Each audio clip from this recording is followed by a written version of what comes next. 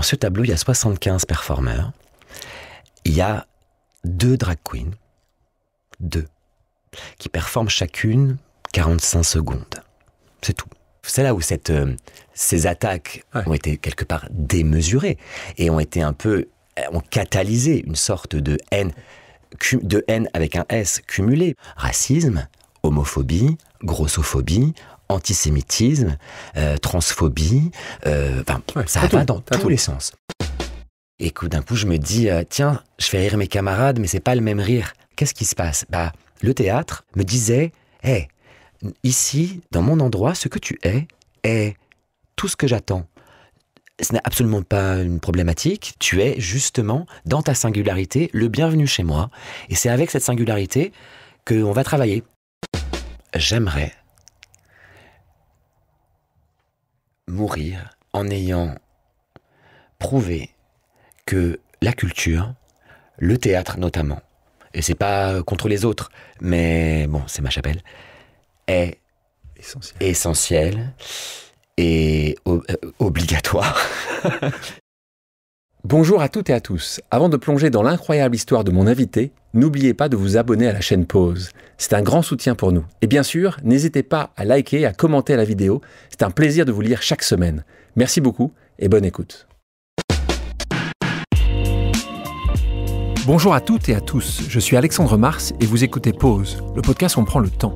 Le temps de comprendre comment rendre l'impossible possible en explorant les parcours exceptionnels de mes invités. Qu'ils soient artistes, chefs d'entreprise, entrepreneurs sportifs ou encore activistes. Résilience, succès, inspiration, ils se dévoilent le temps d'une pause. Soyez les bienvenus. Mon invité a tout osé. Jouer une pièce de Shakespeare sur 24 heures, revisiter l'opéra rock mythique Starmania et plus récemment, offrir au monde un spectacle olympique suivi par des milliards de regards. Chaque fois, des paris insensés. Chaque fois, des publics conquis. Et parfois aussi, comme tout artiste, des réactions plus hostiles. Et pourtant, tout a commencé loin des projecteurs, dans une petite ville de Normandie avec un enfant qui rêvait déjà en grand, très grand. Depuis, il trace un chemin singulier, guidé par une passion pour le beau, le spectaculaire et cette conviction que la scène peut bouleverser autant qu'elle émerveille. Aujourd'hui, il nous entraîne dans les coulisses de son parcours hors norme. Bonjour Thomas Joly. Bonjour Alexandre Mars. Comment tu vas? Bien, je vais très bien et je suis très heureux d'être ici. Merci de l'invitation. Non mais c'est un bonheur de t'avoir et beaucoup de gens t'ont découvert en fait en 2024. Alors toi tu vas trouver ça un peu étonnant parce que comme tout artiste, tu as une vie avant évidemment, mais il y a eu vraiment un avant et un après parce que là c'était la visibilité que tu as pu gagner. Moi je l'ai vu de mes yeux vus. J'ai été pendant 10 ans, j'ai la chance d'être administrateur des Jeux Olympiques. Et quand j'ai vu sur ces exceptionnelles cérémonies, les gens te voir, surtout à la fin d'ailleurs, pas forcément à la première, parce qu'à la première, tu étais inconnu, mais à la fin, les gens t'arrêtaient, les gens t'embrassaient, les gens te... Et moi, je regardais un peu de loin, et je te voyais prendre le temps avec eux, leur parler, être d'une simplicité et d'une gentillesse, et sans te connaître à ce moment-là, je me suis dit... C'est une bonne personne.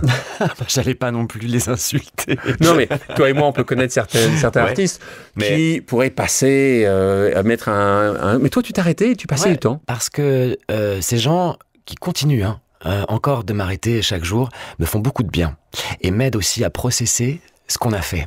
Quand je dis on, c'est pas que je parle de moi à la troisième personne, c'est moi et toutes les équipes. Alain Delon parle. Pas du tout. C'est vraiment du travail collectif de ces cérémonies. Aussi parce que je crois pas me tromper en disant que je suis le seul directeur artistique qui a dirigé les 4 cérémonies à la fois olympiques et paralympiques. Je crois pas que ce soit jamais arrivé avant, dans d'autres éditions des Jeux. Donc en réalité, j'avais 4 rendez-vous avec les spectateurs et les spectatrices. Ils ont eu l'habitude de te revoir. Et voilà, c'est ça. Il y avait comme une espèce de, un long été ensemble avec 4 grandes fêtes que je leur proposais. Et donc, ce qui est très très beau avec les retours que je reçois, c'est que tu sais, quand on a travaillé 2 ans vraiment jour et nuit, 7 jours sur 7 à concevoir ces 4 cérémonies. Et donc d'un coup, c'est une soirée, c'est très court. Ça dure, même si ça dure 3h45, 4h, une cérémonie. C'est très court. C'est très très court. Et c'est une seule fois. C'est pas comme au théâtre où on va rejouer la pièce plusieurs fois ou un concert. Non, là, c'est une fois, une performance unique. Et puis, dès le lendemain, on travaille à la prochaine, etc. Donc, en fait, pendant 2 mois de ces jeux, je suis dans une espèce de tunnel. Et effectivement, je me souviens très bien du jour dont tu parles. C'était mi-septembre. C'est la fin, c'est la cinquième. D'ailleurs, c'était pas une vraie cérémonie. Célébration. C'était, voilà, on montait les Champs-Élysées. Et les gens, effectivement, d'un coup, je réalisais que, d'abord, ils avaient reçu ces cérémonies et que tous, beaucoup, le mot de fierté revenait, beaucoup dans leur bouche. On est fiers d'être français, merci pour la fierté et tout ça. Et donc, à partir de ce moment-là, pour moi, ça a été, OK, on a travaillé, on était concentrés, on est allé jusqu'au bout, on a tenu jusqu'au bout de ces 4 cérémonies. Et maintenant, prenons le temps d'écouter ce que chacun a à dire sur ça. Mais justement, il y a eu beaucoup de choses qui sont dites pendant ce moment-là, mais toi en particulier, quand tu termines, pour tout artiste, certainement difficile de trouver plus grand. En tout cas, moi, j'ai pas trouvé tout de suite tout grand. Comment toi, c'est quoi après? C'est un vide? C'est un soulagement? C'est encore une fois, il faut bien comprendre que toi, tu avais ce vide, ce soulagement à chaque fois après toute cérémonie. Mais là, je suis à la 4e, ce que tu organises. Ce qui se passe après, c'est la petite mort. C'est tu en peux plus, t'es lessivé. Alors oui, j'ai cru. Comme quand au théâtre, par exemple, après la dernière d'un spectacle, il y a un vide, il y a un creux, il y a une petite dépression, une petite chose un peu de déprime, quoi, un moment comme ça, un peu, de vacuité, on sait plus très bien ce qu'on doit faire, on est un peu bouleversé dans notre quotidien. Et j'ai eu peur de ça, je me suis dit, waouh, 2 ans de préparation avec un été comme celui qu'on va traverser, derrière, je vais me taper une méga déprime, ça va être quelque chose. Elle n'est jamais venue. Jamais? Non. Je n'ai jamais encore, alors là on est à peu plus d'1 an, je n'ai pas encore eu de breakdown, j'ai pas eu de postpartum. J'ai pas eu ça. Et pourtant, je l'avais prévu, puisque j'avais organisé pour me retaper un peu, parce que physiquement, peut-être on va en parler, mais physiquement, psychologiquement, c'est quand même très très lourd. J'avais dit, je pars 2 mois voyager. Et je suis allé en Indonésie. J'avais très envie de découvrir l'Indonésie, donc je suis parti en Indonésie pendant 2 mois, en me disant, quitte à faire une dépression, autant qu'il y ait du beau temps, voilà, des belles plages, etc. Et elle n'est jamais venue. Non. Mais t'es quand même resté 2 mois là-bas. Mais je suis quand même resté 2 mois là-bas à profiter et à me reposer. Ouais. On parlait de notoriété.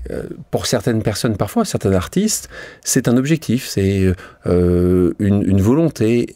Toi, ce basculement d'un monde où très souvent tu as toujours été derrière, même si quand tu étais plus jeune, tu avais une volonté potentiellement d'être acteur. Et puis tu t'es retrouvé metteur en scène, on verra pourquoi. Donc tu as toujours été derrière. Là, tout d'un coup, tu bascules. T'es au devant de la scène, tu parles de ton œuvre, tu parles du travail qui est fait au Paris 2024. C'est quoi ce basculement? Il était facile, toi qui n'avais pas du tout l'habitude qu'on te reconnaisse. Comment ça se passe? C'est agréable? C'est doux, c'est très doux. C'est très très doux et c'est très émouvant parce que toutes les personnes qui m'arrêtent dans la rue me disent merci. Ils me disent pas forcément bravo, enfin ils disent bravo, merci, mais surtout derrière ils me parlent d'eux. Les gens me parlent d'eux-mêmes. Ils me disent, j'étais avec mon père, j'étais avec ma sœur, j'étais avec mon amoureux, j'étais à tel endroit, dans un pays, machin, j'étais sous une tente, bref. Comme si, en fait, quelque chose d'invisible, d'impalpable plutôt, nous reliait. Comme si, en fait, on avait tous et toutes participé à une grande fête et que la fête, je fais partie de ceux qui ont organisé cette fête et que donc il y avait besoin de dire moi la fête je l'ai vécue, je l'ai reçue et voilà comment je l'ai reçue. Et c'est très beau parce que au fond c'est comme une proximité avec des gens que je connais pas, mais ça vient du fait beaucoup quand même que ces cérémonies, leur première nature, c'est de représenter le pays hôte. Donc les habitants et les habitantes de ce pays. Alors, on en profite pour saluer toute l'équipe exceptionnelle de Paris 2024. En premier lieu, Tony Estanguet. Voilà, lui qui est encore une fois patron, le meilleur boss qu'on puisse avoir. Et puis le deuxième juste derrière, en tout cas, il y en a eu d'autres. Hein. Pour moi, c'est Thierry Reboul, évidemment, à qui je dois d'abord cette folie d'avoir posé cette cérémonie sur la scène et puis aussi de m'avoir fait confiance et d'être allé me chercher. Voilà. Il a expliqué ici, à ta place, il y a quelques temps de ça, donc pour ceux qui n'ont pas écouté, Thierry Reboul, qui est un personnage exceptionnel, de talent, de gentillesse, qui écoutait ce podcast avec Thierry, qui nous explique comment, en ayant bu quelques bières, un soir, vous avez terminé la soirée très tard, et il s'est dit, d'ailleurs il le dit ici, mais il l'a certainement dit, il savait ça, il n'avait pas besoin de passer les 5 heures qu'il a passé avec toi, il a su après 5 minutes que c'était toi, et on est quelques temps avant, parce que on t'annonce en septembre 2022. Ouais, je me souviens très bien, c'était en juin 22. Exactement. Et si tu veux tout savoir, peut-être qu'il a raconté, mais de mon point de vue, comme ça les auditeurs auditrices auront les deux points de vue. Moi, je comprenais pas du tout pourquoi il voulait qu'on se voit. Je pensais que je ferais partie d'un groupe de consultants et que je serais le référent spectacle vivant avec d'autres artistes. Et donc, en fait, quand je rencontre Thierry Reboul, je suis très détendu. Tu t'attends pas à l'immense tâche qui va être la tienne. Mais je crois surtout qu'il y avait déjà un DA, en fait, qu'ils avaient déjà choisi un directeur ou une directrice artistique. Et donc, voilà, moi, je ferais partie de ce groupe. Donc, je suis très détendu. Et ensuite, il me dit, après ce premier verre, il dit, est-ce que tu acceptes de rencontrer Tony Estanguet? Et moi, je trouve ça normal. S'il faut rencontrer le président, le boss, je dis très bien. Donc, je me souviens très bien, le 21 juin, c'est le jour de la fête de la musique, je reviens à Paris pour rencontrer Tony. Et puis après, il me dit, est-ce que tu veux bien rencontrer Anne Hidalgo? Alors je commence à me dire, c'est quand même beaucoup de gens à rencontrer pour être consultant en théâtre, mais enfin, si c'est Paris 2024, ça me semble cohérent de rencontrer la maire de Paris, évidemment. Donc je rencontre Anne Hidalgo, et c'est seulement début août qu'il me dit, en fait, on aimerait que tu sois le directeur artistique. Et pas d'une cérémonie, mais les 4 cérémonies, ce qui était aussi un change incroyable. On a, et tu connais Pause, on a sur Pause des pauses amicales. Des gens qui viennent poser une question en disant « Tiens, j'ai quelque chose à te dire, j'ai envie de te raconter, j'ai envie de te poser une question. » On va écouter cette première pause amicale, quelqu'un dont on vient de parler, notre ami Thierry.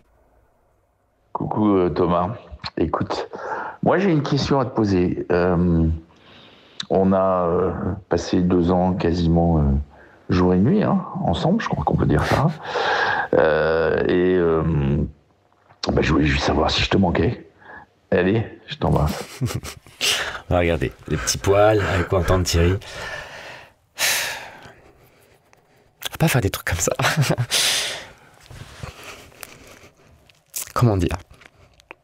Pour moi, Thierry, c'est une main qui est venue me chercher à Angers.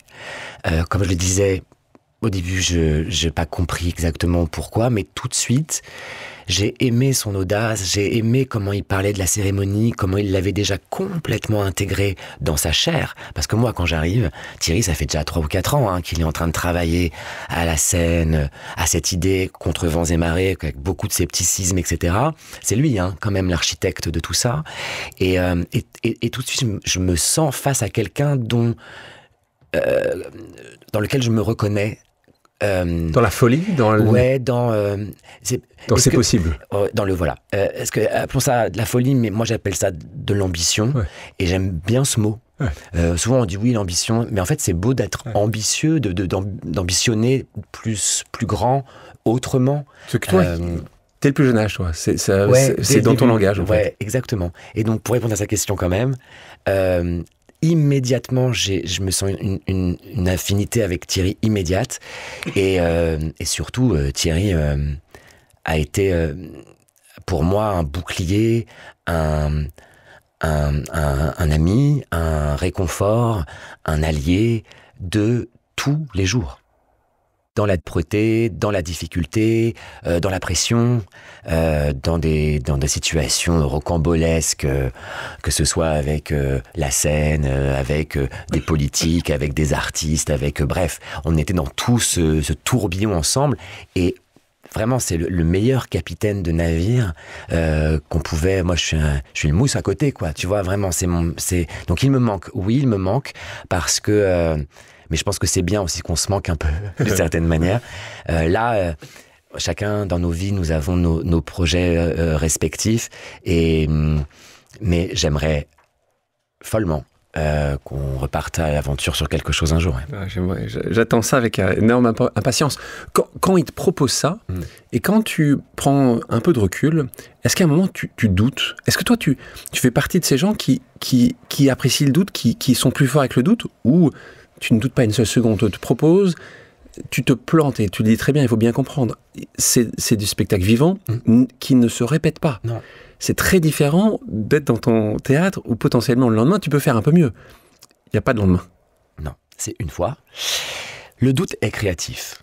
Moi, toi, tu doutes. Ouais, je doute et je l'aime bien, le doute. Je l'aime bien parce qu'il me remet en question, parce qu'il éprouve mes idées, parce que il me déplace et que, d'ailleurs, quand je valide quelque chose, en tout cas sur le papier ou en termes de concept, c'est quand je suis allé au bout de ce doute-là où d'un coup, il n'existe plus. Donc le doute, pour moi, c'est vraiment un processus créatif. Après, chez moi, il y a une forme d'inconscience un petit peu, ou de naïveté, ou de, je ne sais pas, de bêtises joyeuses, je ne sais pas comment dire ça. Je ne me rends pas compte. Je ne me rends pas compte. Je suis conscient en théorie. Pas compte de l'immense chantier qui est en face de toi. Et même, je me souviens avoir dit à Thierry, bah ça va, 2 ans pour refaire 4 heures de show, je pense qu'on va... Tu l'as dit ça? Mais oui, je trouvais que c'était on avait le temps, quoi. Bon, en vrai... J'aurais pu y passer 1 an de plus. Bon, quelle est la bonne temporalité pour sortir un show comme celui-ci? Chacun peut donner son avis, mais là, on avait quasiment 2 ans, et c'était largement suffisant. Même. Tu disais tout à l'heure avec Thierry Reboul qu'à un moment, c'était aussi un bon bouclier. Vous avez des choses ensemble. Question pour toi, qu'est-ce qui, selon toi, était... ou n'a pas été négociable. Qu'est-ce qui, selon toi, dans ce que vous avez mis en place, vous aviez comme idée, ou des choses qu'on voulait peut-être pousser comme idée? À quel moment, justement, Thierry a permis, je me dire, non, on peut parfois certains compromis, pas de compromission. Est-ce qu'il y a des choses qui étaient non négociables dans ton travail? Alors, pour être honnête, et c'est aussi la grande classe de Thierry Reboul, c'est que je pense n'être au courant que de 5% des barrages et des boucliers qu'il a pu opérer. Et moi, j'ai été très protégé par Thierry, qui lui prenait tout de face, de plein fouet, vraiment comme le capitaine, quoi. Ouais. Les vagues, il se les prenait, lui. Et moi, derrière, en deuxième ligne, j'étais protégé par Thierry. Donc, je pense ne pas être au courant de tout ce qu'il a dû endurer et prendre dans la figure. Par contre, là où je pense que nous avons eu la bonne idée, et pour le coup, c'est ce que j'ai dit dès le premier rendez-vous avec Thierry, je savais que le plus important pour cette cérémonie était la question du récit. Et que ça nous a protégés jusqu'au bout. Et de tous et de toutes. Et des politiques, et des médias, et des artistes, et des gens de la production, de la technique, etc. Le récit, quand je dis le récit, c'est... Nous sommes tous en train d'être synchronisés ce soir-là du 26 juillet 2024. Le monde se synchronise rarement à cette échelle, en tout cas. C'est une fois tous les 4 ans. Il n'est pas question que nous ne fassions que une jolie cérémonie carte postale avec des jolis monuments de Paris, parce que c'est vrai que Paris est une très belle ville et que la Seine c'est magnifique et les ponts, etc. Il faut, en plus de la beauté des sites, raconter une fable, mettre des mots, mettre du sens, un récit donc, dans ce que nous allons proposer au monde. Parle-nous un petit peu de ce processus créatif qui passionne les gens, qui a commencé à utiliser des tableaux. Tu parlais d'ailleurs de réparer, de réconcilier. C'est un peu ça, ton narratif.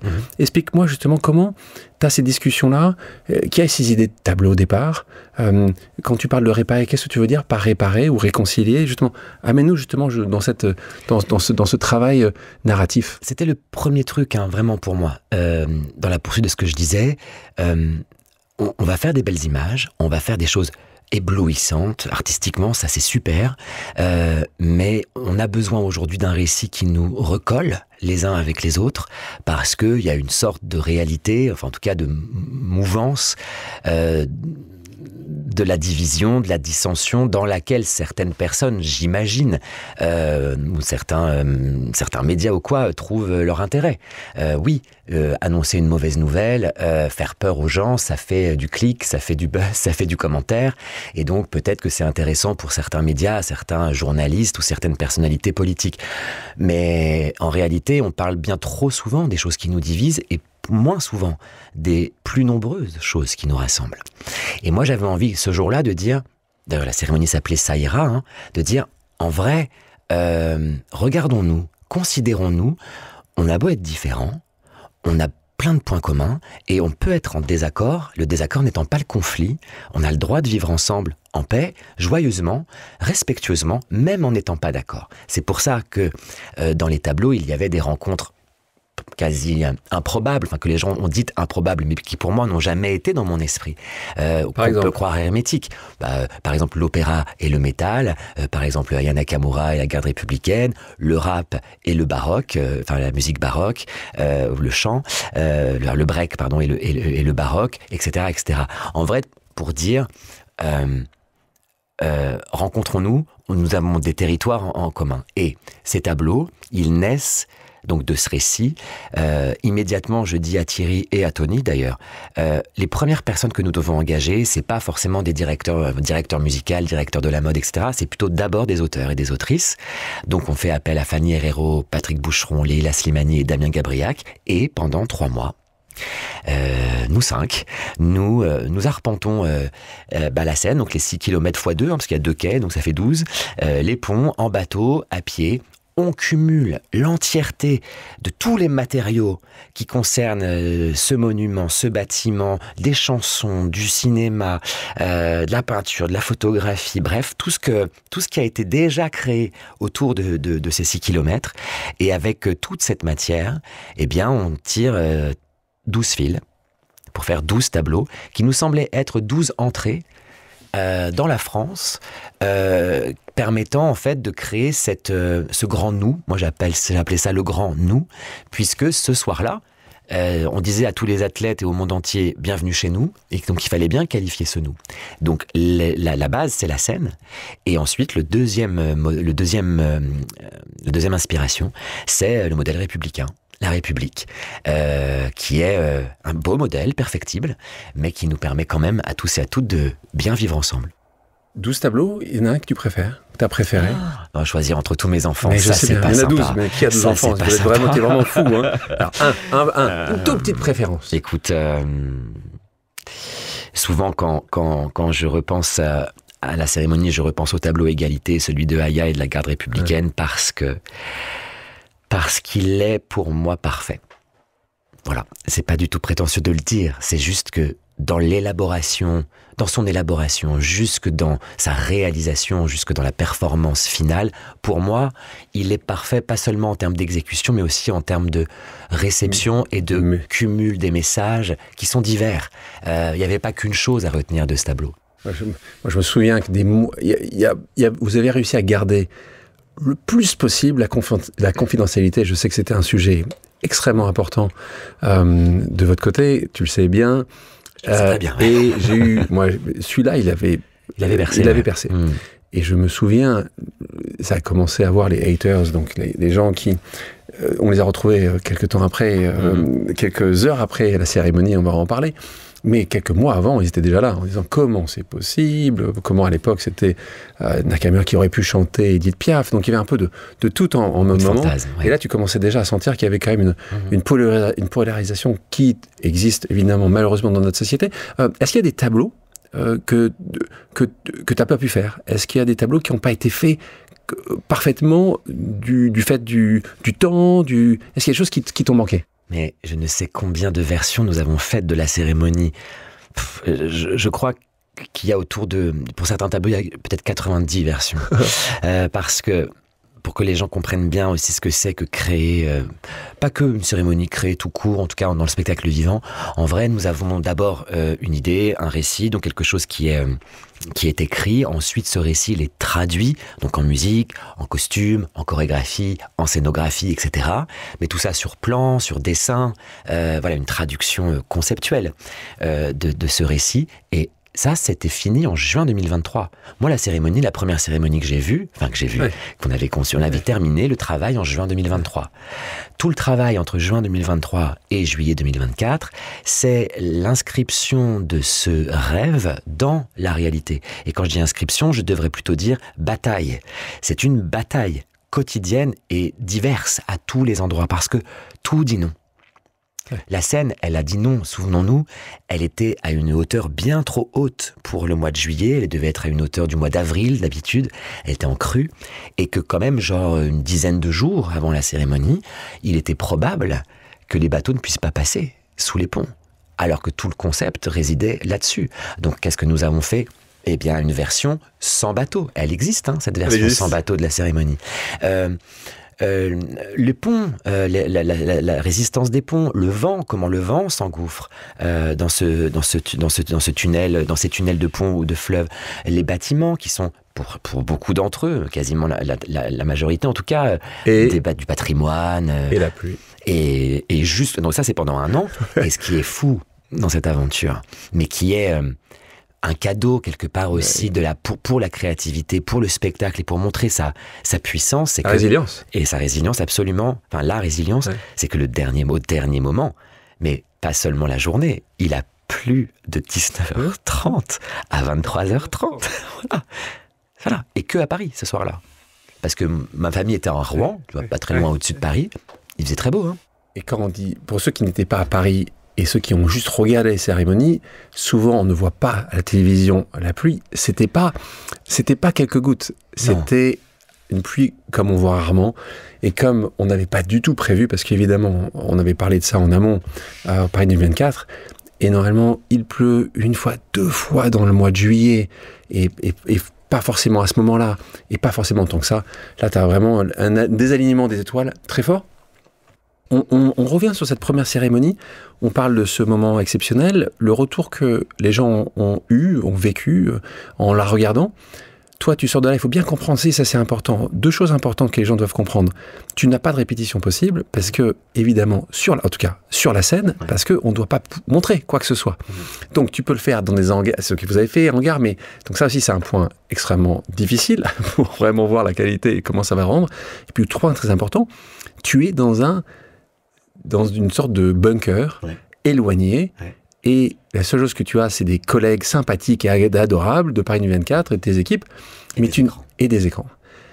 Et quand tu termines ça, donc raconte-nous un peu, parce que là, tout à l'heure, je parlais de la petite mort, ça termine, on voit cette fin dingue de Céline Dion sur la Tour Eiffel, chantant une des plus belles chansons au monde. Et là, ça s'arrête. Et je te retrouve où, là, à ce moment-là ? Je te retrouve en train d'aller faire la fête avec les autres. Je te retrouve tout seul, loin, dans un bourg, en train de prendre un veau. Mais raconte-moi comment ça se passe. La première c'est pas très exotique, j'ai l'impression. Mais c'est la première chose qui se passe quand même, c'est que on est peut-être, je sais pas, une centaine alignés. Vous savez, comme à la NASA, quoi, quand ils font des lancements de fusées, on voit ça dans les films, il y a des bureaux alignés, tous vers des écrans. Voilà, c'est un peu ça. Donc on est une centaine dans cette salle. Et donc d'abord, il y a un immense éclat de joie, tout le monde s'applaudit, on a tous les larmes aux yeux, on l'a fait, je sais pas comment dire, elle est passée. Peut-être repréciser, peut-être on y reviendra, que ce soir-là, c'est pas seulement la pluie qui nous a déréglé 2-3 choses, c'est que nous avons avec Thierry, qui d'ailleurs on a pris la charge aussi, pas réimprovisé, mais réorganisé l'entièreté de la cérémonie pour ne pas faire le plan B de la pluie, enfin B ou C ou D, je sais pas lequel c'était, mais le plan pluie, parce que les choses soient claires aussi, le plan pluie, c'était juste la cérémonie en moins bien, voilà, et nous on avait envie de conserver au maximum ce que nous avions prévu depuis 2 ans, quoi. Donc on a réorganisé l'ensemble de la cérémonie en cours, donc bref. Ce qui est fou, Devant 3 milliards de personnes en direct, bon bref. Et du coup, une fois que c'est passé, c'est un soulagement très grand d'être allé au bout avec cette phrase « Réunir celles et ceux qui s'aiment ». Voilà, c'était la dernière phrase de la chanson et on l'avait inscrite en lettres sur l'écran. Thierry, moi mon premier regard va à Thierry, qui me fait un signe comme ça avec la main et on se prend dans les bras et on se pleure à moitié sur l'épaule, on exulte, enfin bref. Tony Estanguet arrive, il arrive du Trocadéro directement, on se prend dans les bras, on s'embrasse, quoi, c'est un moment unique. Un moment unique, le président de la République aussi qui passe nous féliciter. Et puis ensuite, je suis emmené, et c'est un peu flou, je t'avoue. Tu t'en souviens ? C'est flou. Je suis emmené par un long couloir. C'est presque un rêve, c'est très bizarre. Donc là, t'es au CESE, hein, là, t'es pas Sénat, hein, t'es juste à côté de Troca. Il y a un long couloir. Et on ouvre la porte au bout de ce couloir et je suis au Trocadéro. On dirait un rêve, c'est très bizarre. Mais donc, il y a un couloir quelque part, là, sous la route. Et là, il n'y a plus personne. Et là, il n'y a plus personne. 6 petits signes très jolis, quand même, de ce destin, de comment la vie elle est écrite quand même. En ouvrant la porte, je tombe sur Rachel Préti. Rachel Préti est une journaliste du journal L'Équipe. Et c'est elle, en novembre 2021, une fois que Thierry, que je ne connaissais pas du tout, avait sorti l'idée de la scène, qui a interrogé plusieurs artistes, dont moi, sur ce que ça nous évoquait. Et moi, à l'époque, j'étais directeur d'un centre dramatique à Angers, j'avais accepté son interview, et je pensais à n'avoir que 10 lignes dans l'équipe, et finalement, j'avais eu la double page, elle avait gardé tout ce que j'avais dit, où d'ailleurs, dans cette interview, il y a quand même encore des trucs qui sont restés, le récit notamment, etc. Bon, donc je tombe sur elle. Ma première entrée dans les Jeux Olympiques, c'est Rachel Pretty, je tombe sur Rachel Pretty, donc voilà. Et ensuite, j'arrive sur la place du Trocadéro, qui est vide. Il n'y a plus personne. Et je vois Daphné Burki, qui était donc la responsable des costumes et de la mode des cérémonies, assise, qui lève les yeux. Je me rappelle, elle avait un petit t-shirt marin. Elle lève les yeux et elle me dit « Thomas, j'avais plus de batterie, je savais pas comment vous retrouver. » Donc je retombe sur elle. On fait quelques pas, on tombe sur Maud Lepladec, qui était la directrice de la danse. Quelques autres pas encore sur la place du Trocadéro et on tombe sur Victor Lemann, directeur musical. Là, on fait tous les 4 devant la Tour Eiffel une photo parce qu'on se dit quand même on l'a fait. Et puis qu'est-ce qu'on fait? Il est pas très tard. En gros, il est 1h du matin. On va pas rentrer chez nous. Il y a plus personne et donc on a trouvé un bar qui s'ouvre pour vous. Oui, qui ouvre et qui va vous servir alors qu'il doit fermer. Qui est encore ouvert au moment où on arrive, donc c'est du côté de l'avenue Kléber, donc après la place du Trocadéro là. Et on leur demande est-ce qu'on peut encore boire un verre. Du oui, c'était un peu la fête ce soir-là. Les restos étaient un peu les restos, les bars, et des gens me disent, je me souviens, vous avez regardé la cérémonie? Ils ne me reconnaissent pas, parce que tu avais raison. Personne. Et je leur ai dit, mais oui, en fait, on l'a faite. Ils ne croyaient pas. Et donc, ils sont regardés sur Google et ça, ils disent, ah, putain, c'est toi qui as fait la cérémonie. Et en plus, elle repassait à ce moment-là, parce qu'ils l'ont mise en continu dans le bar. Bref, soirée un peu marrante à la bière. Mais c'est marrant de voir. Et ça, c'est toujours. On ne se rend pas compte de ce qui se passe derrière. Les gens pourraient imaginer qu'à ce moment-là, tu arrives avec ta voiture protocolaire, que tu vas te reposer pour celle. Non. Pas du tout, ça se passe pas comme ça. On parle de Rachel Pretty. Merci de mettre en avant des gens qui ont suivi, parce que Rachel Pretty, depuis 2014, est la représentante pour l'équipe qui suit au quotidien, qui a tout suivi des Jeux Olympiques avec une bienveillance, une gentillesse et un professionnalisme assez rare. Mais ce qui m'amuse aussi, c'est que tu nous expliques, pendant cette cérémonie d'ouverture, il y avait aussi un moment où toi, quand tu veux tout mettre en place, t'étais pas non plus dans un bateau ou avec une équipe, avec un hélicoptère. Je te retrouve d'aller du point A au point B en métro. C'est vrai, hein? Ouais. Donc, là aussi, personne ne te reconnaît. Alors, non, en fait, on a fait les choses en métro, en vélo, à pied. Moi, j'avais pas de chauffeur. On avait un bateau, sur les derniers jours, un bateau qui nous faisait faire deux spots, deux emplacements sur la scène de manière un peu rapide, mais encore c'était un bateau de la production. Moi j'avais pas mon bateau à moi qui m'emmenait au on voit même dans le documentaire, le très joli documentaire de Manuel Herrero, que j'ai même pas il y a un moment où je dois venir répéter devant la conciergerie et que la personne en charge de la sécurité ne me laisse pas rentrer parce que mon badge correspond pas ou je sais pas quoi, donc j'ai même pas pu assister à ma propre répétition. J'adore. Voilà. Alors, pour ceux là aussi, tout à l'heure on parlait du podcast Pause avec Thierry Reboul, je vous conseille aussi ce merveilleux documentaire où on suit justement de l'intérieur, je vous le conseille, c'est vraiment un très bon moment pour ceux qui ont aimé les Jeux Olympiques. Il y a beaucoup de choses qui ont été créées à ce moment-là là c'est sur service public, puisque c'est France Télévisions qui a sorti plusieurs documentaires sur l'histoire des Jeux, et en particulier ce moment-là, je le conseille à tout le monde, c'est vraiment, et on te voit en effet avoir les larmes aux yeux à plusieurs reprises. Il y a un autre moment où là, les larmes aux yeux, ça va plutôt être des larmes de rage. Là, on arrive, et là, il faut bien comprendre aussi, c'est ça qui va être assez incroyable, c'est qu'il va y avoir une partie du monde qui va trouver évidemment ça exceptionnel, et puis il y en a une autre partie, et ça, tu vas me dire que c'est l'art qui fait que ça peut parfois diviser les gens, qui là vont trouver certains messages que toi et l'équipe n'ont jamais mis dans cette cérémonie. Et donc là, d'ailleurs, tu parles pas de polémique, t'aimes pas le terme polémique, t'appelles d'attaque, parce que là, c'était M&M, c'est en gros, c'était toi qui directement. Et là, ce qu'il faut bien comprendre, il faut bien que les gens comprennent, tu ne t'y attends pas du tout. Là, on t'a laissé quelques heures avant avec quelques amis qui sont devenus amis, des gens très proches, Daphné, Victor et autres. Tu te réveilles, tu fais la conférence de presse, et là, malheureusement, il y a une question, je crois que c'est un journaliste australien, il me semble, ouais. Je crois que c'est australien, qui, en fait, t'attaque direct. En tout cas, il me pose la question, est-ce que c'était votre volonté d'attaquer, de moquer une partie des personnes, d'être... Les chrétiens, je crois.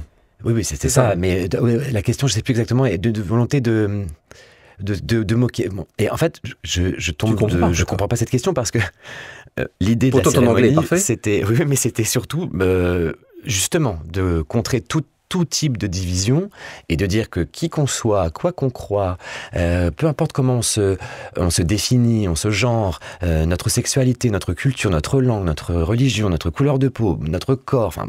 Nous sommes un. Nous sommes ensemble. Ouais. Donc, en vrai, l'idée était plutôt dans une chose rassemblée, fédérée, plutôt que de dire « sauf vous ». Ce qui est quand même fou. Sauf... Ouais. Alors, les chrétiens, non. Enfin, je veux dire, jamais ça me serait venu à l'idée. Donc, je ne comprends pas du tout la question. Et en fait, je comprends au cours de la journée que l'un des tableaux a été perçu comme étant une représentation du tableau de Léonard de Vinci, la scène. Là, c'est le festin des dieux. Alors, en fait, c'est plus simple que ça. C'est que nous avions fait un grand banquet avec des gens de chaque côté. Il y a 75 personnes autour d'un grand catwalk. C'était à la fois une table, à la fois un catwalk, à la fois une piste de danse. Bon. Et il y a un moment où la caméra recule à partir du centre où était placée la DJ Barbara Butch. Les caméras reculent. Et effectivement, à un moment donné, si on fait stop, il y a 6 personnes à droite de Barbara Bush et 6 personnes à gauche. Mais en fait, si on continue, mais on a 7, 8, 9, 10, 11, 12. Bon. Mais si on fait une pause, si on fait un arrêt sur image, une capture à ce moment-là, alors il y a effectivement 6 et 6. Mais c'est vraiment un plan en mouvement et je comprends qu'il y a une forme d'instrumentalisation de mon intention avec... donc le reproche qu'on me fait d'avoir voulu moquer, attaquer. Alors déjà, d'abord, moquer, même si j'avais voulu le faire, je vois pas très bien ce qui est moqueur là-dedans, puisqu'en réalité, ce sont des gens qui sont représentatifs de nos diversités, et je te trouve ça plutôt heureux. Mais surtout, la charte olympique, et tu en sais quelque chose, précise bien qu'aucune référence à aucune religion ne doit être présente ni dans les cérémonies, ni au cours des compétitions. Donc en fait, la cérémonie, elle a été visée depuis des mois par des instances, notamment le CIO, et personne jamais n'a relevé ça, parce que jamais il n'en a été question. Donc cette instrumentalisation prend beaucoup de place, et elle prend tellement de place que ça me semble presque... Mais à ce moment-là, quand ça t'arrive, quand tu vois le truc arriver, je sais, tu te rends pas compte de l'ampleur, et est-ce que justement on va t'aider un peu, on va te donner quelques éléments de langage, on va essayer de protéger un peu, on va te dire, tiens, est-ce que c'est prévu Il y a une chose un peu difficile que j'ai vécue au cours des Jeux Olympiques et Paralympiques, c'est que c'est d'abord un événement de sport. Voilà. Et qu'une fois que la cérémonie est terminée, place au sport, place aux compétitions, ce qui est normal, hein, c'est pour ça qu'on est là, hein, pour les athlètes et pour les compétitions. Donc en fait, et puis dès le lendemain, il y a d'autres grandes, des médailles qui se gagnent, des scandales qui arrivent de je ne sais quoi, de l'athlète, de machin. Bon. Donc en fait, le flux est très intense. Donc dans ce flux général, non, on me donne pas beaucoup de billes, et surtout, alors il y a en plus, je crois, un membre du CIO, je ne saurais plus lequel, qui s'excuse le lendemain, ce qui donc validerait le fait que j'aurais voulu faire ça, mais en fait d'un coup ça empire la situation. Ah bah si le CIO s'excuse, ça veut dire qu'en fait il y a eu vraiment une idée derrière. Bah, enfin à un moment non, et rien n'est coordonné, et donc je me retrouve sans trop être aidé, avec des menaces de mort, un cyberharcèlement continuel, parce qu'en plus comme c'est mondial, les gens ne se couchent jamais, parce que il y a des gens toujours réveillés. Il y a toujours quelqu'un qui t'en veut, quoi. Il y a toujours quelqu'un qui est réveillé quelque part. Donc c'est continuel, ça ne s'arrête pas. Donc évidemment, je coupe assez rapidement tout ça. Pourquoi ? Parce que je suis pas chez moi en train de me tourner les pouces et de. T'es en train de travailler, je suis en train de préparer la clôture. Voilà. Donc et là-dedans sur un sujet, parce que il a été dit aussi qu'à un moment. Cette partie, parce que tu mettais en avant, et c'est une scène, c'est un tableau en particulier. Il y en a un autre qui a posé aussi certaines difficultés, c'est quand on décapite... on a décapité personne, nous. Hein. On a juste représenté ce qui s'est passé en 1789 et des années après. Donc ça, mais encore moins, mais c'est vrai que cette partie, ce tableau-là, qui était ce tableau scène plus ce catwalk qui représente très bien Paris, parce que là aussi, quand on met un catwalk, c'est qu'on représente la mode qui a capitale la mode. Donc tout ça va bien. Et c'est vrai, ce qui a été dit à un moment, c'est que ce tableau, par la pluie, a certainement reparu un peu plus souvent, parce qu'il n'y avait pas forcément d'autres choses à montrer, et ça a mis, au lieu de mettre 7 minutes ou 3 minutes, ça a été 10 minutes, et on a revu, et on est revenu sur une vision de la diversité, mais qui était vue dans certains pays du monde comme, en fait, quelque chose qui était d'agression, qui était vu comme ça, alors que toi, tu l'as toujours vu comme juste montrer une diversité qui est la Là aussi, là, il y a une torsion de la réalité. Dans ce tableau, il y a 75 performeurs. Il y a 2 drag queens, 2, qui performent chacune 45 secondes. C'est tout. Il devait y en avoir 3, mais Paloma. Heureusement, parce que t'imagines. Paloma, donc les 3, il y avait donc Peach, Nicky Doll et Paloma. Paloma, elle est là au début, et puis en fait, à cause de la pluie, elle a dû quitter la scène. Enfin, quitter l'espace, c'est ça. Donc du coup, il y en a 2 qui ont performé chacune 45 secondes, Alexandre. 45 secondes sur 4 heures de cérémonie. Et donc, c'est le reste des performeurs, ce sont des personnes issues de la diversité, tous les corps, tous les âges. Ces éléments-là, tu les as pas le lendemain. Ces éléments de langage-là, tu les as pas. Non, mais surtout, en fait, c'est là où ces attaques ont été quelque part démesurées et ont catalysé une sorte de haine avec un S cumulé, puisque les attaques dont moi je suis la cible, et pas seulement moi, mais aussi Barbara Butch et plusieurs performeurs de ce tableau, sont de tous ordres. Racisme, homophobie, grossophobie, antisémitisme, transphobie, ça va dans tous les sens. Donc en fait, c'est assez intéressant parce qu'on a un peu porté ce tableau comme étant il est long, et puis on voit quand même beaucoup de drag queens. Non, on ne voit pas beaucoup de drag queens, ça n'est pas vrai. Et il n'est pas long, il dure le temps comme d'autres tableaux. Simplement, il y a des danseurs, des défilés de mode, ça danse. C'est aussi l'idée de parler de que Paris est une fête. C'était aussi un tableau sur l'Europe dont la devise est « unie dans la diversité ». Tout ça, en fait, et la diversité, je redis, ça n'est pas qu'une question de genre ou de sexualité. Il y avait tous les âges, tous les corps, toutes les couleurs de peau. Il y avait des personnes en situation de handicap, il y avait de la danse contemporaine, de la danse classique, de la danse auvergnate. Il y avait des diversités dans tous les endroits. À quel moment, tu sais très bien comment ça se passe, quand tu es pris pour cible, soit tu as une réponse factuelle. Je l'ai été, dès le lendemain, j'ai dit non. Ce n'est pas une représentation du tableau de Léonard de Vinci. On arrive vraiment à mettre des œillères ? C'est une sensation extrêmement étrange, comme un étau invisible, silencieux, mais très vivace. C'est un étau. J'avais la tête en étau, le corps en étau, comme s'il y avait une violence immatérielle qui se resserrait autour de moi et dans laquelle je vivais quelque chose qui me compressait, quoi. Et j'ai réussi à m'en départir par le travail, aussi par le collectif, et je remercierai jamais suffisamment les personnes qui m'ont accompagné sur la clôture, qui est à peu près les mêmes personnes que sur les autres cérémonies, mais là, ils ont vraiment pris le relais en se disant, bon, nous, on doit continuer d'assurer, parce qu'il y avait des sollicitations médiatiques, des sollicitations sur les réseaux, etc., en permanence. Donc, j'essayais, en fait, moi, de couper, mais bon, c'est vrai que c'était très, très, très perturbant. Et j'ai réussi à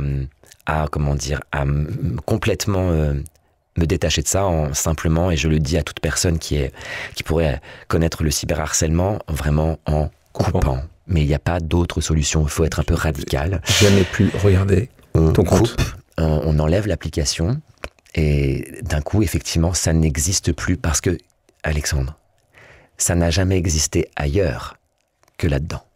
Dans la rue, depuis un an, jamais quelqu'un est venu vers moi et m'a agressé physiquement ou verbalement dans la rue. Donc c'est vraiment une chose continue dans ce petit objet, donc il faut couper.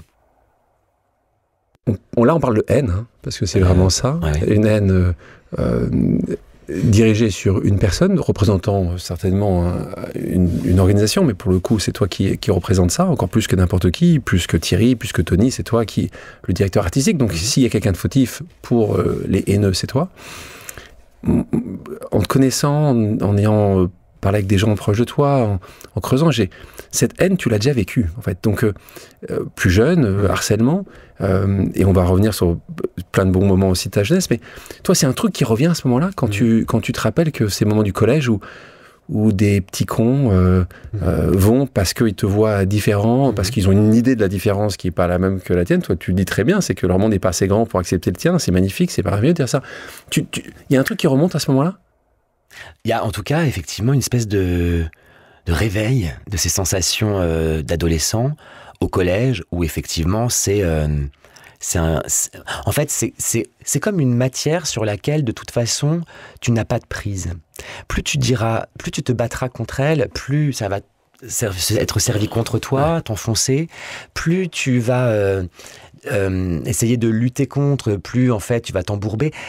C'est vraiment une situation de haine qui te met toi dans l'impasse. Donc il faut se taire et il faut mépriser au sens premier du terme. Ce n'est pas digne d'intérêt. Et pour le coup, la haine là sur les cérémonies, elle n'était pas digne d'intérêt puisqu'elle n'était qu'une instrumentalisation au service de quelques personnes, voilà, pour leur parti politique, leur émission, leur buzz, leurs idéologies que je ne partage pas. Donc c'est marrant, ça m'aurait étonné que tu partages leur idéologie. mais pardon, je reviens juste là-dessus. Il y a eu un procès, parce que moi j'ai porté plainte. Et d'ailleurs, je dois dire que le travail de la brigade de lutte contre la haine en ligne a été dingue, parce que j'aurais donné beaucoup de captures d'écran. Et tu sais, les GAFA, etc., ils jouent pas beaucoup le jeu. Et ils envoient beaucoup d'infos et c'est compliqué de retrouver les personnes. Hein, c'est assez compliqué. Mais donc, ils ont retrouvé 7 personnes sur les milliers, dizaines de milliers. Bon, voilà.